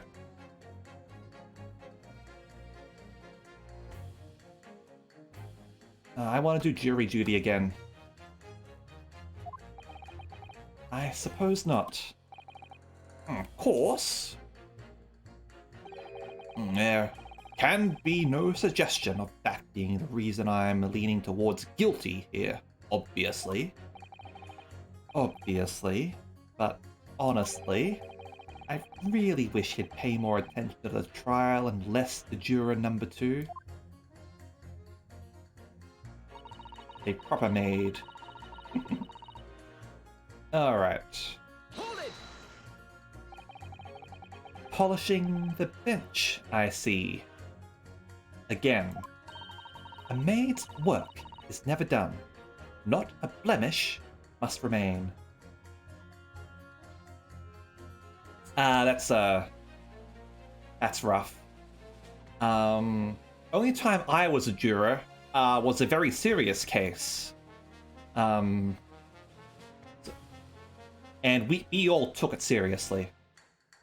There was another case going on at the same time that the jurors didn't take seriously, and the jurors in that instance actually wasted the court's time, because what happened was they refused to surrender their phones, and they basically had to postpone the trial, so push the entire thing back. So I feel sorry for everyone sort of involved in that. Also, hey Drago, how are you going?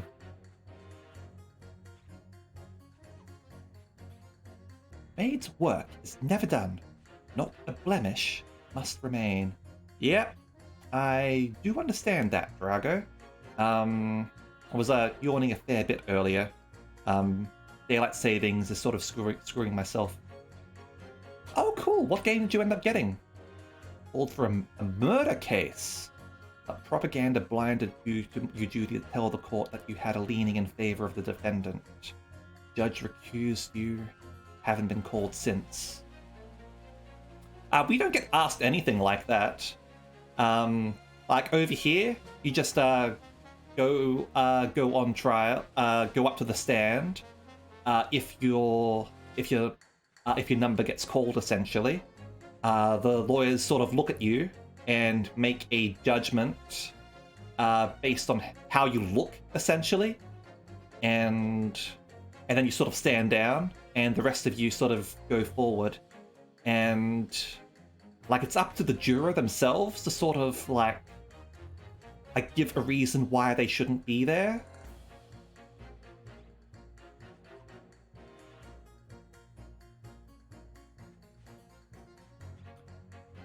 I mean, like, I've heard that like jury duty isn't as good in the US because you don't get paid nearly enough for it, which is completely ridiculous. So technically you could say, you could lie and say, like, hey, I'm racist, I'm gonna vote against the guy if he's black or something like that. But yeah.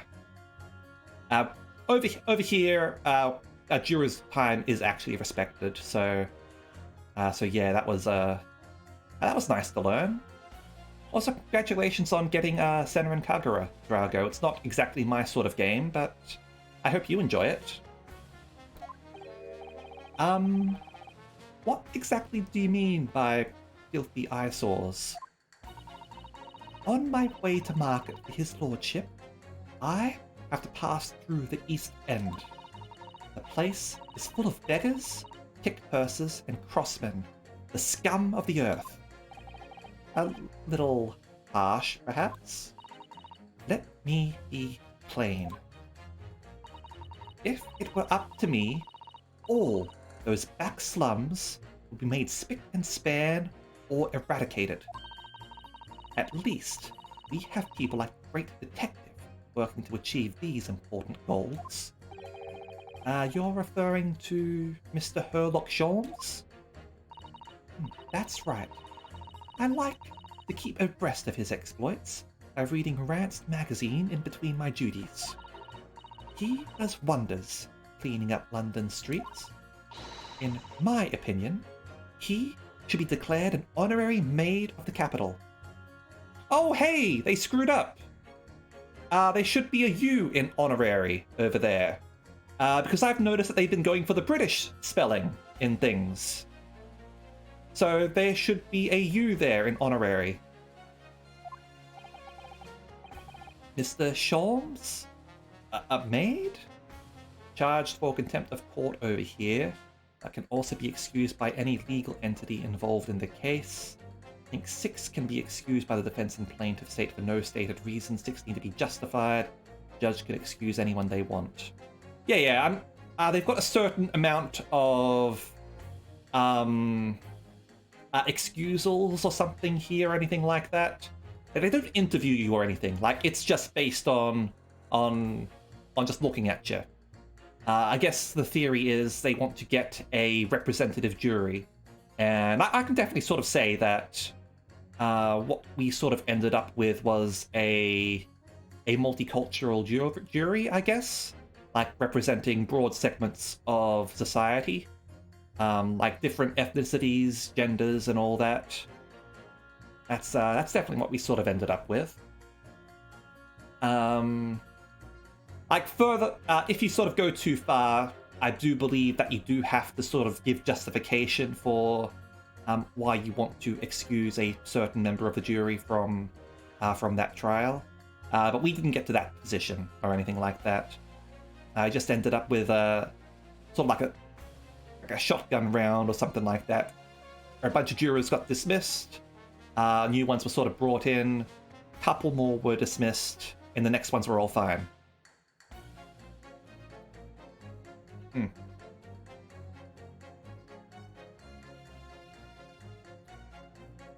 Well, I mean, you were honest and said that you were predisposed towards a certain person there or anything like that. Wow, several years. Damn. Mine wasn't murder tier, but it was close. It was definitely a rather horrific case. It's really quite unforgivable. Gutter scum having the audacity to shoot our very greatest detective. Minor detail, it was the 2 brothers in the stand who shot Mr. Sholmes, not the defendant. A minor detail indeed. They're all gutter scum as far as I'm concerned. Well, it just might be an idea to get our facts straight anyway. Yes? Alright. I shall amend my statement. Those brothers are the scum of the earth. They should swing for shooting the great detective. Again, not relevant to the trial at hand. Hold it!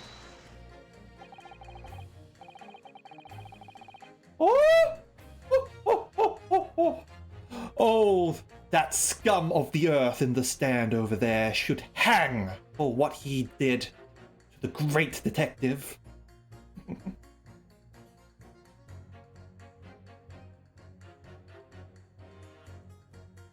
I agree with you. The shooting of Mr. Sholmes was an unforgivable act.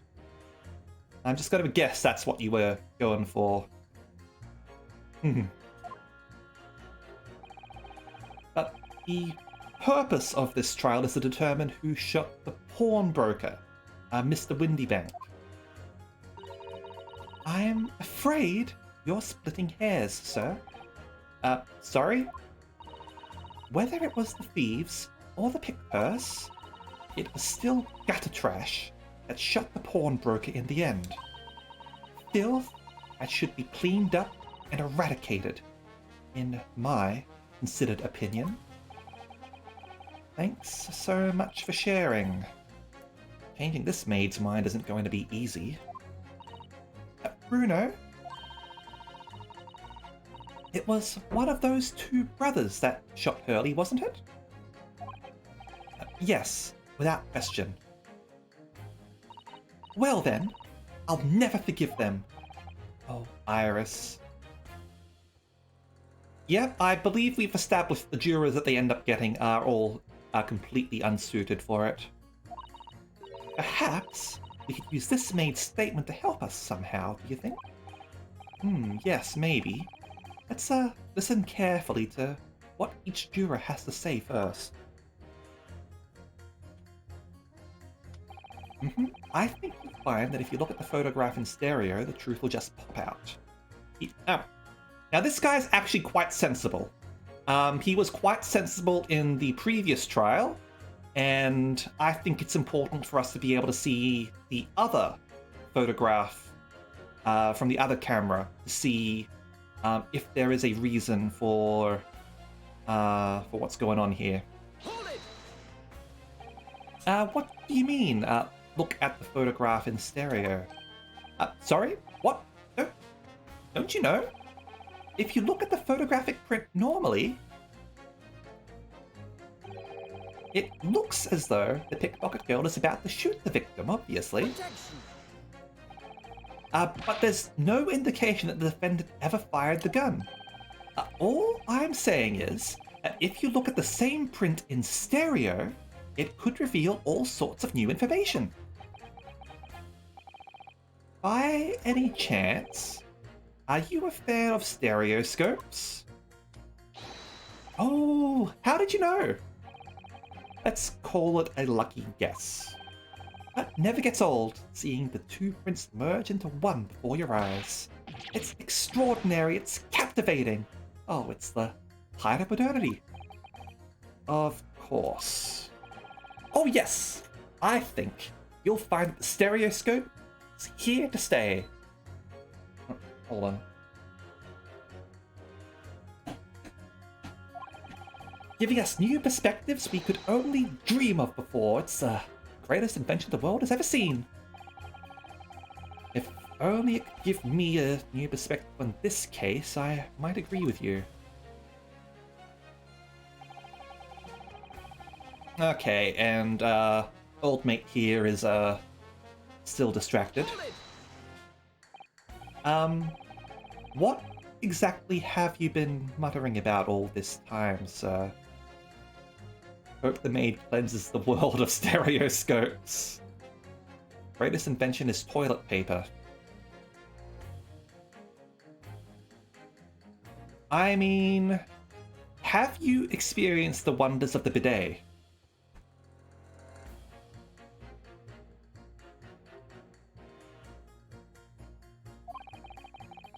You keep talking about having left something somewhere or something like that.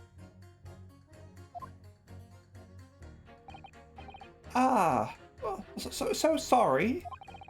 As you can probably tell, I'm a surgeon. No, I have not. I was making a joke, senpai. A surgeon? That totally passed me by. This guy left the sponge in the victim, in the patient, didn't he? Of course. People conducting surgery in this country aren't considered to be doctors. Oh no. Or even though me and my kind are at the forefront of medical science. The real brains in the field. So, what is it that you think you've left behind? Oh well, that's a little embarrassing to be honest. You see, I was operating on someone yesterday. A standard thing. Went in through the abdomen. But when I'd finished the procedure, I couldn't find my scalpel anywhere. Oh. That's gonna give him a bellyache. What Did he? Surely not. Exactly. Surely not, you say to yourself, don't you? Worrying, isn't it? That's what's been troubling me this whole time. Oh, could I really have left my scalpel inside the fellow's belly? No, of course I couldn't. So, there you have it. Like I said, a little embarrassing, really. That's, one way of putting it. The other is manslaughter. That's exactly my concern. And seeing as this case appears to be all but sewn up, I need to focus on trying to remember exactly what I've sewn up elsewhere. Now, I'm sure I made sure everything was back as it should be. Well, as sure as you can be without being sure. I'm sure you need to be more sure. Also, revise your statement, man. Okay. Hold it! Why is your mind made up, lady? Sorry, radio transmission? What do you mean? Are you from the Far East? Stop. Yes, from the Empire of Japan. All communications with Far Eastern nations used to take place by mail. Royal Mail steamers take more than a month to complete the journey. Ah, but now we have the electric telegram. We can send messages using electrical signals.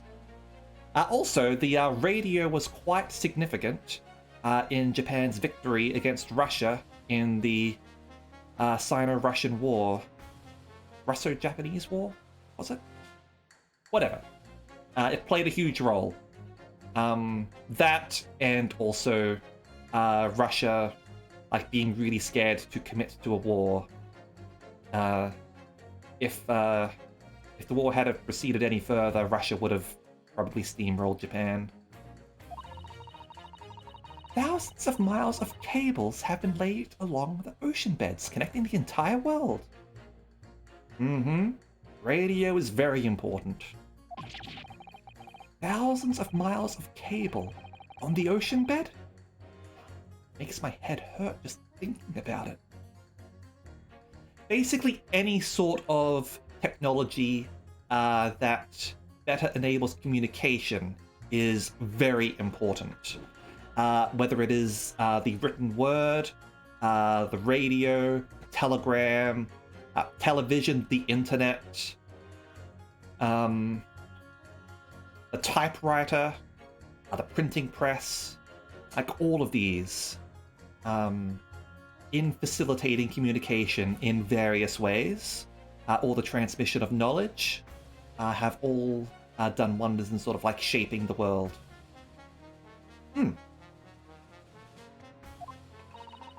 You are well informed, young lady. But cables will soon become a thing of the past. Stop. And just when I was starting to catch up. Radio transmission is the future. Stop. Messages carried over airwaves to four corners of globe. Stop. Don't underestimate cables, alright? Wireless internet in general is crap. Stop. A direct connection via fiber is far superior. Stop. Excitement growing. Stop. Atmosphere electric. Stop. Right. Try not to wear out your fingers. Era of wireless telegraphy. Stop. Driving technological revolution. Stop.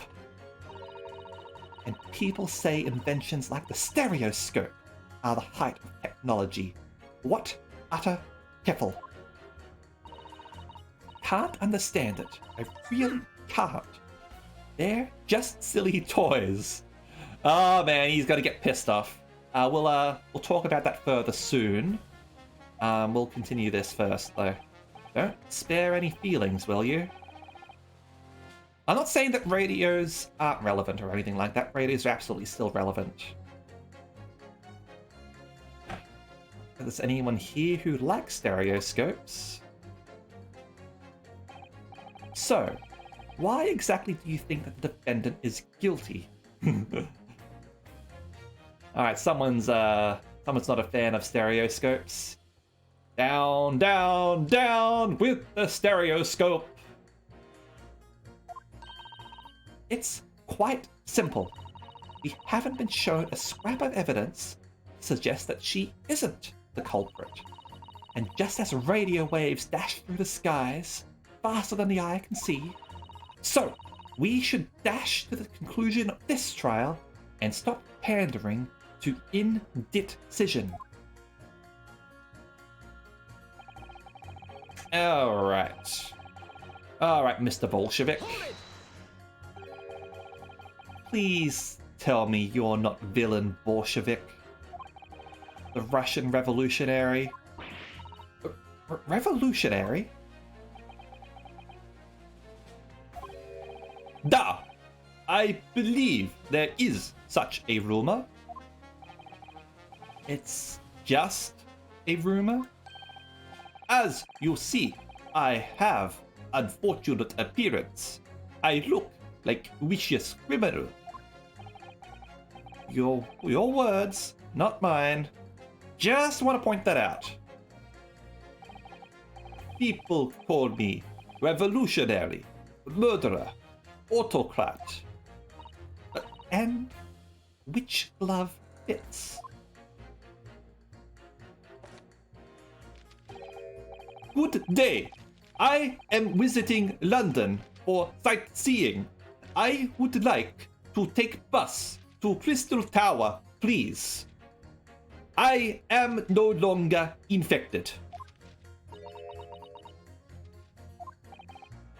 Right. That didn't sound staged at all.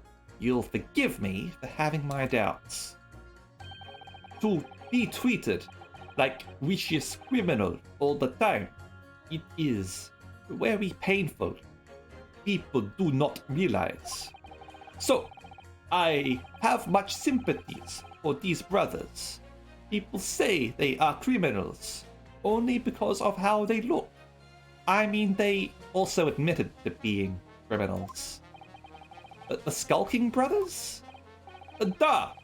Maybe they went inside pawnbroker's shop. But they have done nothing wrong. That is all I want. That is all what I want to say. The Skulkin brothers did nothing wrong that night. Alright, well, first of all, that's one not so little misunderstanding I'll need to clear up straight away. Tell me something, Iris.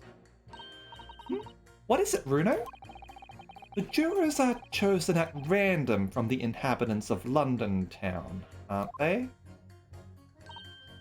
Yes, it's amazing, isn't it? In that case, how is it that there's a Russian tourist sitting among them who looks for all the world like a revolutionary? I think we should trust him, you know? I think we should trust him. I wish I knew. If I can't change the minds of more than half these 6 jurors, the trial will be over. But we know that Guinea would never shoot anyone. Yes, so we need to find contradictions in what these jurors are saying and pit them against each other. I must be ready to go to whatever lengths I have to convince them of Gina's innocence. Alright. Actually, no, this one. Hold it!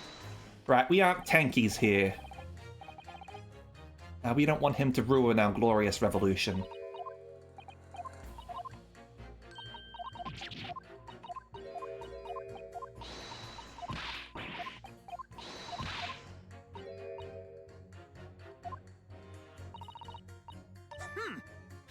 Okay. Excuse me. Juror number 3. Sorry to interrupt when you're obviously fuming, but...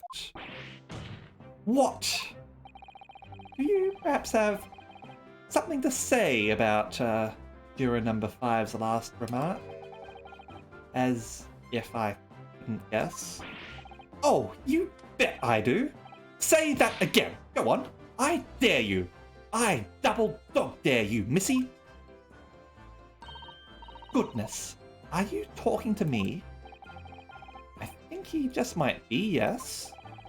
You think stereoscopes are just toys, do you? Huh? Absolutely. I mean, really. A machine to view photographs in 3 dimensions? Why on earth would you not just use your eyes to look at the world around you? It's all 3-dimensional. What a great way to appease the man. The game is indeed very great with its dialogue. I think Juror 4 probably can't even hear them. If we recall from the previous case, Juror number 4's ears are failing him. He's going a little bit deaf. No, I'm sorry. Stereoscopes are of no practical use at all. You just don't know. Pardon? Pardon? I think you'll find that viewing a photograph through a stereoscope can unlock all sorts of possibilities. I'm obviously going to have to demonstrate. What sort of possibilities? Well, take a look at the crime scene, for example. If you had a pair of photographs from a crime scene that you could view through a stereoscope, it could reveal hidden clues you'd never even noticed before. What? Have you got any, Runo? Any prints we could look at with a stereoscope?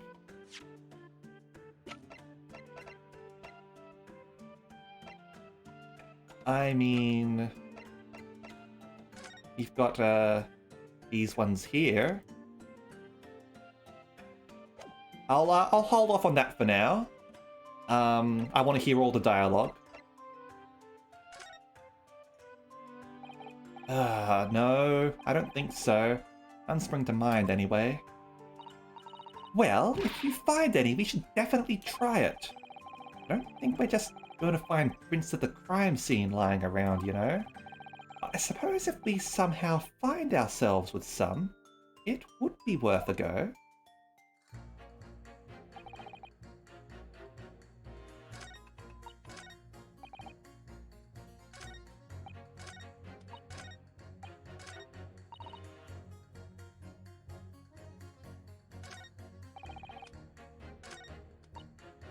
Right, we do have to pit you over here.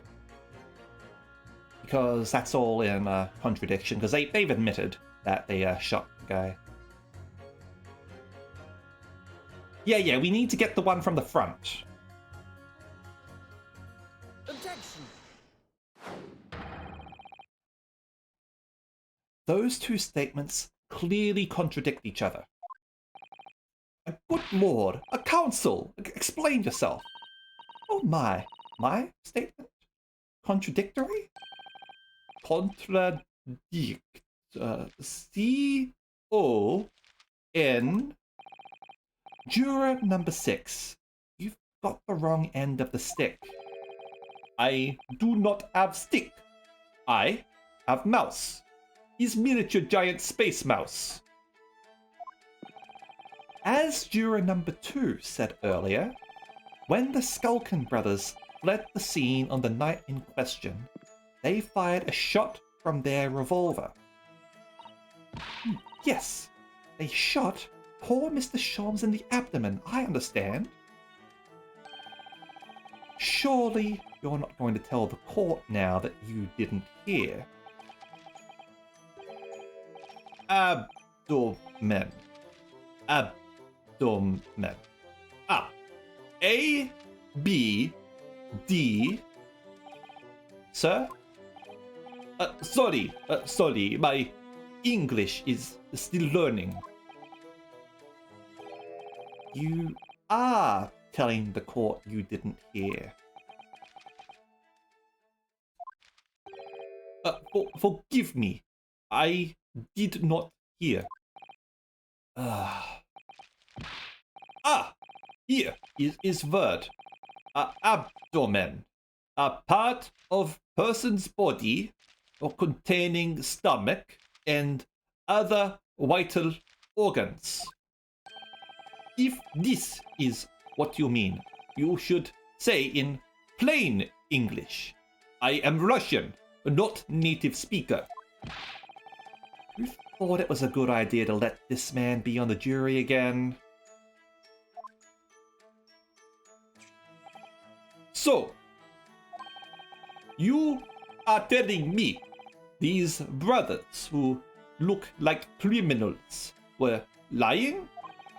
They said before, we never done nothing, but truth is, they shot detective. This is double negative. Yes, that's exactly right. Lying is wrong, especially when the lie is said by a person who looks like a criminal. Coming from you, that seems surprisingly prejudiced. This means we didn't get the chance to vet the jury. The defense gets the chance to do so too. And yeah, poor miniature giant space mouse. This means when they said we never took nothing, maybe it was also big fat lie. Is this true? Well, according to the police report, no stolen goods were found, so... Enough! I trust no one now.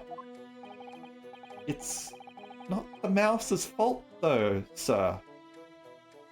You will see what happens when you look down on Soviet Union. I must see with own eyes. I must investigate crime scene myself. I'm afraid that won't be possible. Yes, it is, Runo. Easily. Sorry? With the prints from Hurley's red-handed recorder. Ah. There we go. There we can get our photos. If you compare the print that pictures Guinea and the next print from half an hour later, you'll be able to see straight away if anything was taken or not. Hooey! Mr. Prosecutor? Calling on the prosecution in the middle of a summation examination of all types. The print showing the accused threatening the victim after she broke into the shop is this one. Following this, the victim and the accused moved into the storeroom. Meanwhile, the skulking brothers entered the shop and summarily heard the fatal gunshot ring out. Sadly, none of these events were captured on film. This is the print produced by the camera half an hour later, after the brothers' flight. So, this was taken after Hurley was shot then? As far as I can tell, nothing has been taken. That does seem to be the case. Can't notice anything that's obviously missing in the second print. So, the brothers who look like criminals told only one lie. They shot man, but they stole nothing. It would seem so, yes. Good. I don't see a sandwich in your hand or eye shades. Ah, you see. I leave sandwich at home. It is for miniature giant space mouse. You see, this space mouse is also my gun. It's able to shoot for 6 seconds and consume and cost over $10 billion. However, that quote might go. I am heavy. No, not good. You were right. I did not understand situation. Now I know brothers have lied. I think it is very important to continue with trial.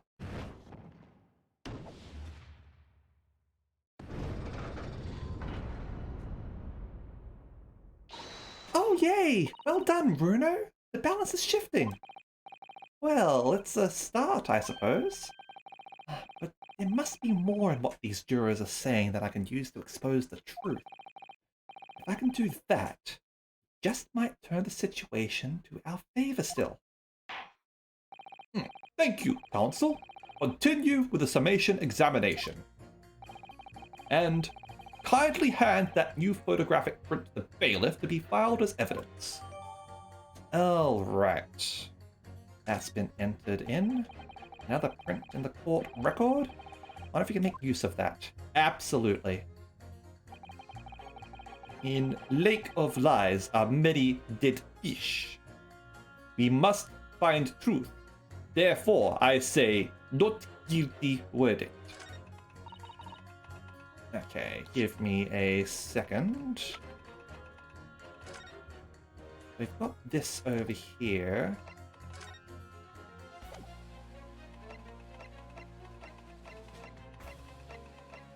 That got moved. In the background there.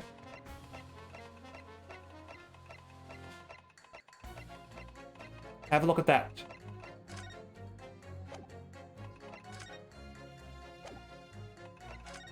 The doll's legs. Okay.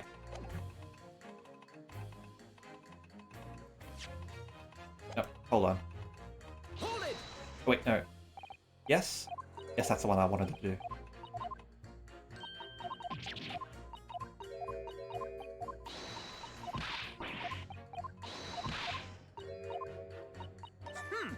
Here we go. Excuse me. Pursue.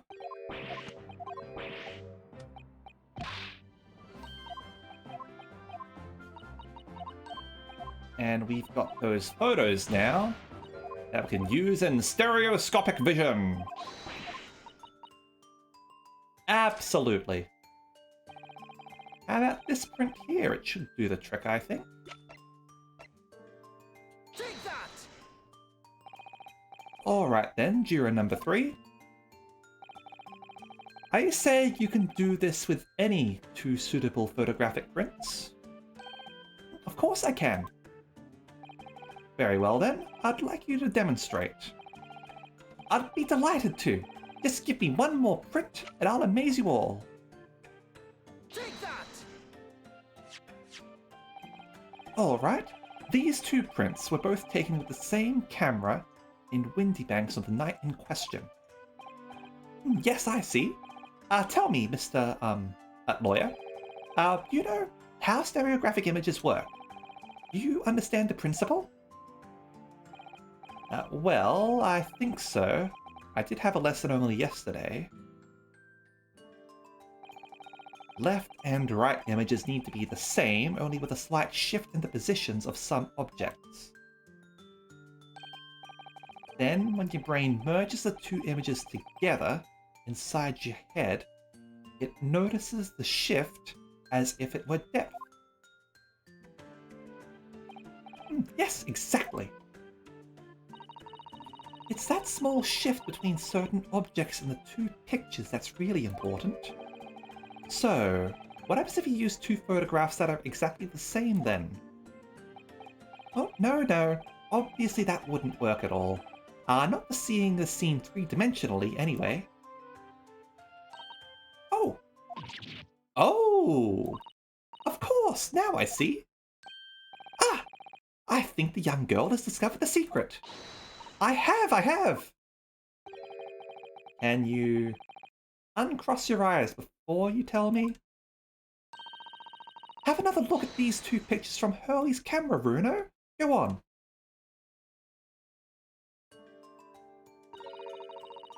Can you see that there's a really obvious difference between them? Of course there is. There are two people in the first and no people in the second. Well, yes, you can see that straight away. But now, try looking at the pictures in 3 dimensions. Alright, I'll give it a go. So to start with, you have to cross your eyes and then try to make the two pictures overlap exactly. Let's see if by crossing my eyes, I can make the quill pens from each picture overlap in the middle.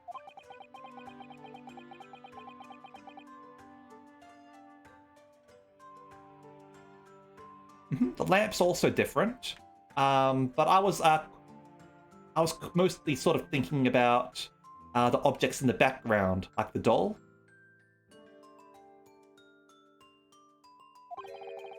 Wait.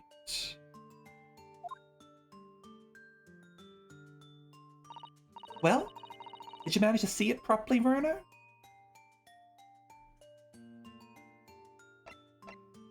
For the quill? Not really. I'm just not really good at this, that's the trouble. Oh, don't worry, I have just the thing. I happen to bring with me a portable stereoscope. The doll's not the same. I know I mentioned this yesterday, but if you've had that contraption with you from the outset, you could have saved me staring at Mr. Windybank and Gina like I hate them all that time. And if you remember, I said in reply that it's much more satisfying to be able to see the effect with your own eyes. Anyway, why don't we try using this helpful little aid now? Here goes. Yep, see?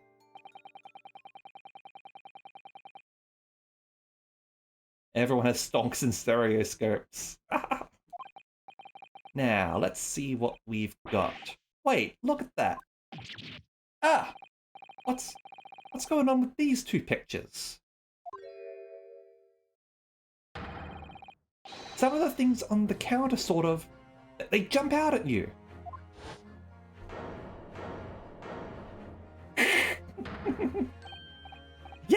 Yes! That's it, you see? Oh, Senpai! Invest in stereoscope stonks. More valuable than GameStop stonks. That's the other amazing power of stereoscopes. Other amazing power? Is someone going to explain this black magicka? Why the deuce do some of the things on the counter seem to jump out at you like that, I think you'll find that if you consider the basic principle of the stereoscope, you'll answer your own question. Basic principles of the stereoscope. As I said before, if you try to look at two identical pictures using a stereoscope, it won't work at all. Exactly, Nagorius. It's the slight shift in the position of certain objects that lets you see pictures 3-dimensionally. In other words, even though at first glance it seems the objects on the counter haven't moved at all between the two pictures, this shows that actually there must have been a slight shift in their positions.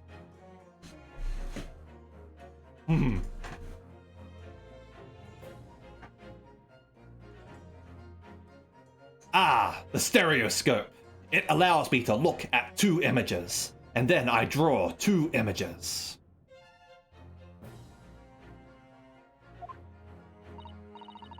Yes, there must have been. Hold fire there, sir. What a reasonable grasp of this whole cross-eyed business now, I'd say. But why the devil does this shift between the two prints exist in the first place? Well, what's the answer, fellow? Come on, you're the cross-eyed master. What? Me? I haven't the first idea. No, Bruno, it's quite simple. It is? Just think it through step by step. First photograph was taken at 1 a.m. Then, 30 minutes later, the second photograph was taken. But the position of some items on the counter appears to have shifted slightly in the interim. So that means at something in the half-hour interval, someone must have tampered with the things on the counter. Long Zookas! Oh, someone tampered? New information. Stop. Not mentioned in testimony so far. Stop. Yes. We've had to go around in circles a little here, it seems. But I'm starting to see what I should be aiming at in this summation examination now. Ladies and gentlemen, the question now is clear. We know the items on the countertop were moved. But by whom? Are you suggesting you might know? Of course. I can tell you right now who is responsible for the almost imperceptible shift in the items on the counter. Take that! It was the witnesses currently in the stand, the Skulkin brothers. Wait, this does not agree with what brothers said in testimony before. They said they did not even have time to pull dukes from Lucy lockets. My phrase book says dukes is meaning hands, and Lucy lockets is meaning pockets. But is this another lie? Is this what you are saying? Yes, I'm afraid so. Now, hold on there a minute. You can't be sure of that. I quite agree. The accused is a common pick purse after all. It's perfectly possible that she went through the things on the desk to see what she might steal. I think that's unlikely. And why exactly? As you can see from this photographic print, the defendant was pointing a gun at the victim. Technically, she was pointing a gun up at the ceiling. Let's squeezing another corporate. Ah, the mouse is a corporate mouse. I see. It is then villain. It would seem, as my learned friend indicated, that she was coercing Mr. Windybank to open the storeroom door. In other words, Mr. Lestrade's interests lay within the storeroom, not in the main shop, giving her no reason to touch anything on the counter. Don't point your gun at someone you don't intend to shoot. All of which points to one thing. The Skulkin brothers have omitted key facts in their testimony. The accused is a pick purse, common gutter trash. Why look any further for the wrongdoer here? Because the Skulkin brothers are thieves, madame. No better, in fact worse, than a pick purse. I believe that these brothers were looking for something on the victim's counter that night. Ladies and gentlemen of the jury, if you would condemn the defendant on the grounds that she's a pickpocket, would it not at least be right and proper to thoroughly scrutinize testimony given against her by two thieves? Well said. I, for one, would like to hear more from that shady pair. Headbutt. Horn drill. Can't you all see now? I think you'll find stereoscopes aren't playthings. You've seen their extraordinary potential firsthand.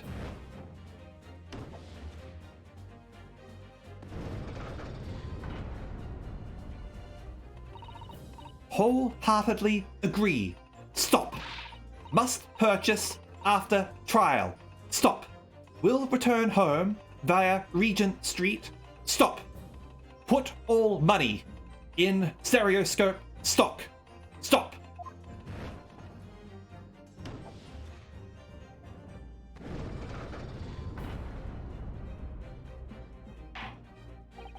Well, it would seem this trial has yet to run its course. The ladies and gentlemen of the jury have declared their inclinations via the mighty scales of justice. Oh. Stonks!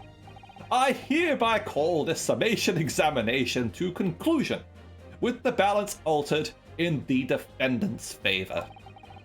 2 lean to guilty, 4 lean to not guilty. Accordingly, the jury is without consensus, and I order this trial to continue. Oh, yay! Well done! Oh, by the way, what? You should hold on to this, Runo. You never know, but it might come in useful. Twice in one trial would be unusual, surely, but alright. Or I already know what I'm going to say when this comes in handy. Alright, the stereoscope has been entered into the court record. Fold-up device that allows anybody to enjoy seeing things in 3 dimensions simply by looking through the eyepieces. Why am I cringing at the way the scale is being used? Probably because you care about justice.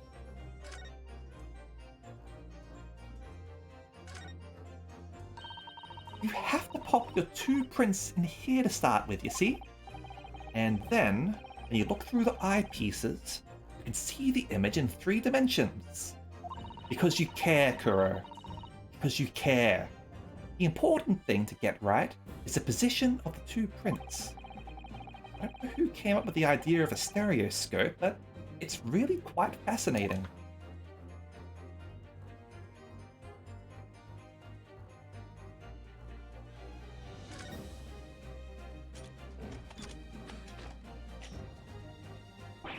Oh, look at that! It's totally changed shape, just from one little button press. Well, that is what the button's for, Runo. Just like Hurley. Oh, you boys love pressing buttons, don't you? Especially if you don't know what they do. Button! Us boys? Says the 10-year-old girl. Anyway, now you can see that it really is a stereoscope, can't you? Anything on the bottom there? Nope. Have to pop the 2 prints. Yeah. Yeah, okay. Nothing on the inside of this we need to worry about, is there? Okay.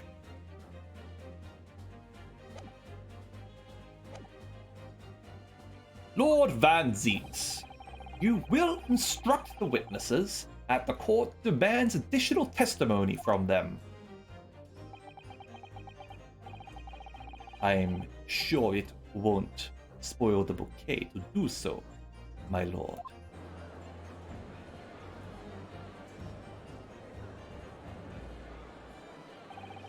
I've won myself another chance to probe that pair about their activities that night, at least. I won't stop probing them till I've proven that Gina is innocent.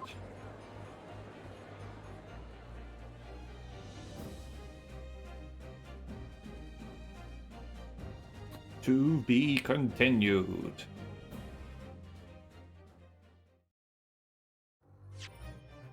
Save our current progress over there. And it is time for us to end the stream for the night, actually. We've been going for almost 3 hours now, and that's as good a stopping point as any, in my opinion. Hopefully, everyone enjoyed that. I know I certainly did, and hopefully people don't have to sort of adjust too much to the new times that I'm sort of streaming at. Hopefully it's more convenient than not, and hopefully people are able to adjust, I guess. Anyway, I think we should go and raid Daiji Kubo now, who is playing some Left 4 Dead 2. So that should be fun to watch there. Now, tomorrow we will be streaming Library of Ruiner at 1 p.m. my time. Again, do take into account time zone changes. It's still going to be 1 p.m. for me, but it might be different for you. Wednesday will be the same, and Thursday will be more of the Great Ace Attorney. Not working overnights anymore. Hopefully that makes things better. Oh, and on Saturday, we're actually going to be doing something a little bit different. I've got another collab stream with Marshall Banana scheduled, actually. This is going to be a fun stream, actually. We're going to be streaming Resident Evil 6 together. So we're going to be streaming some bad horror games in celebration of October, okay? So hopefully I'll be able to see people there for that. I've never played it before, so I'm looking forward to seeing just how bad things get, okay? So, thank you very much, and I hope to see you all next time, alright? See ya!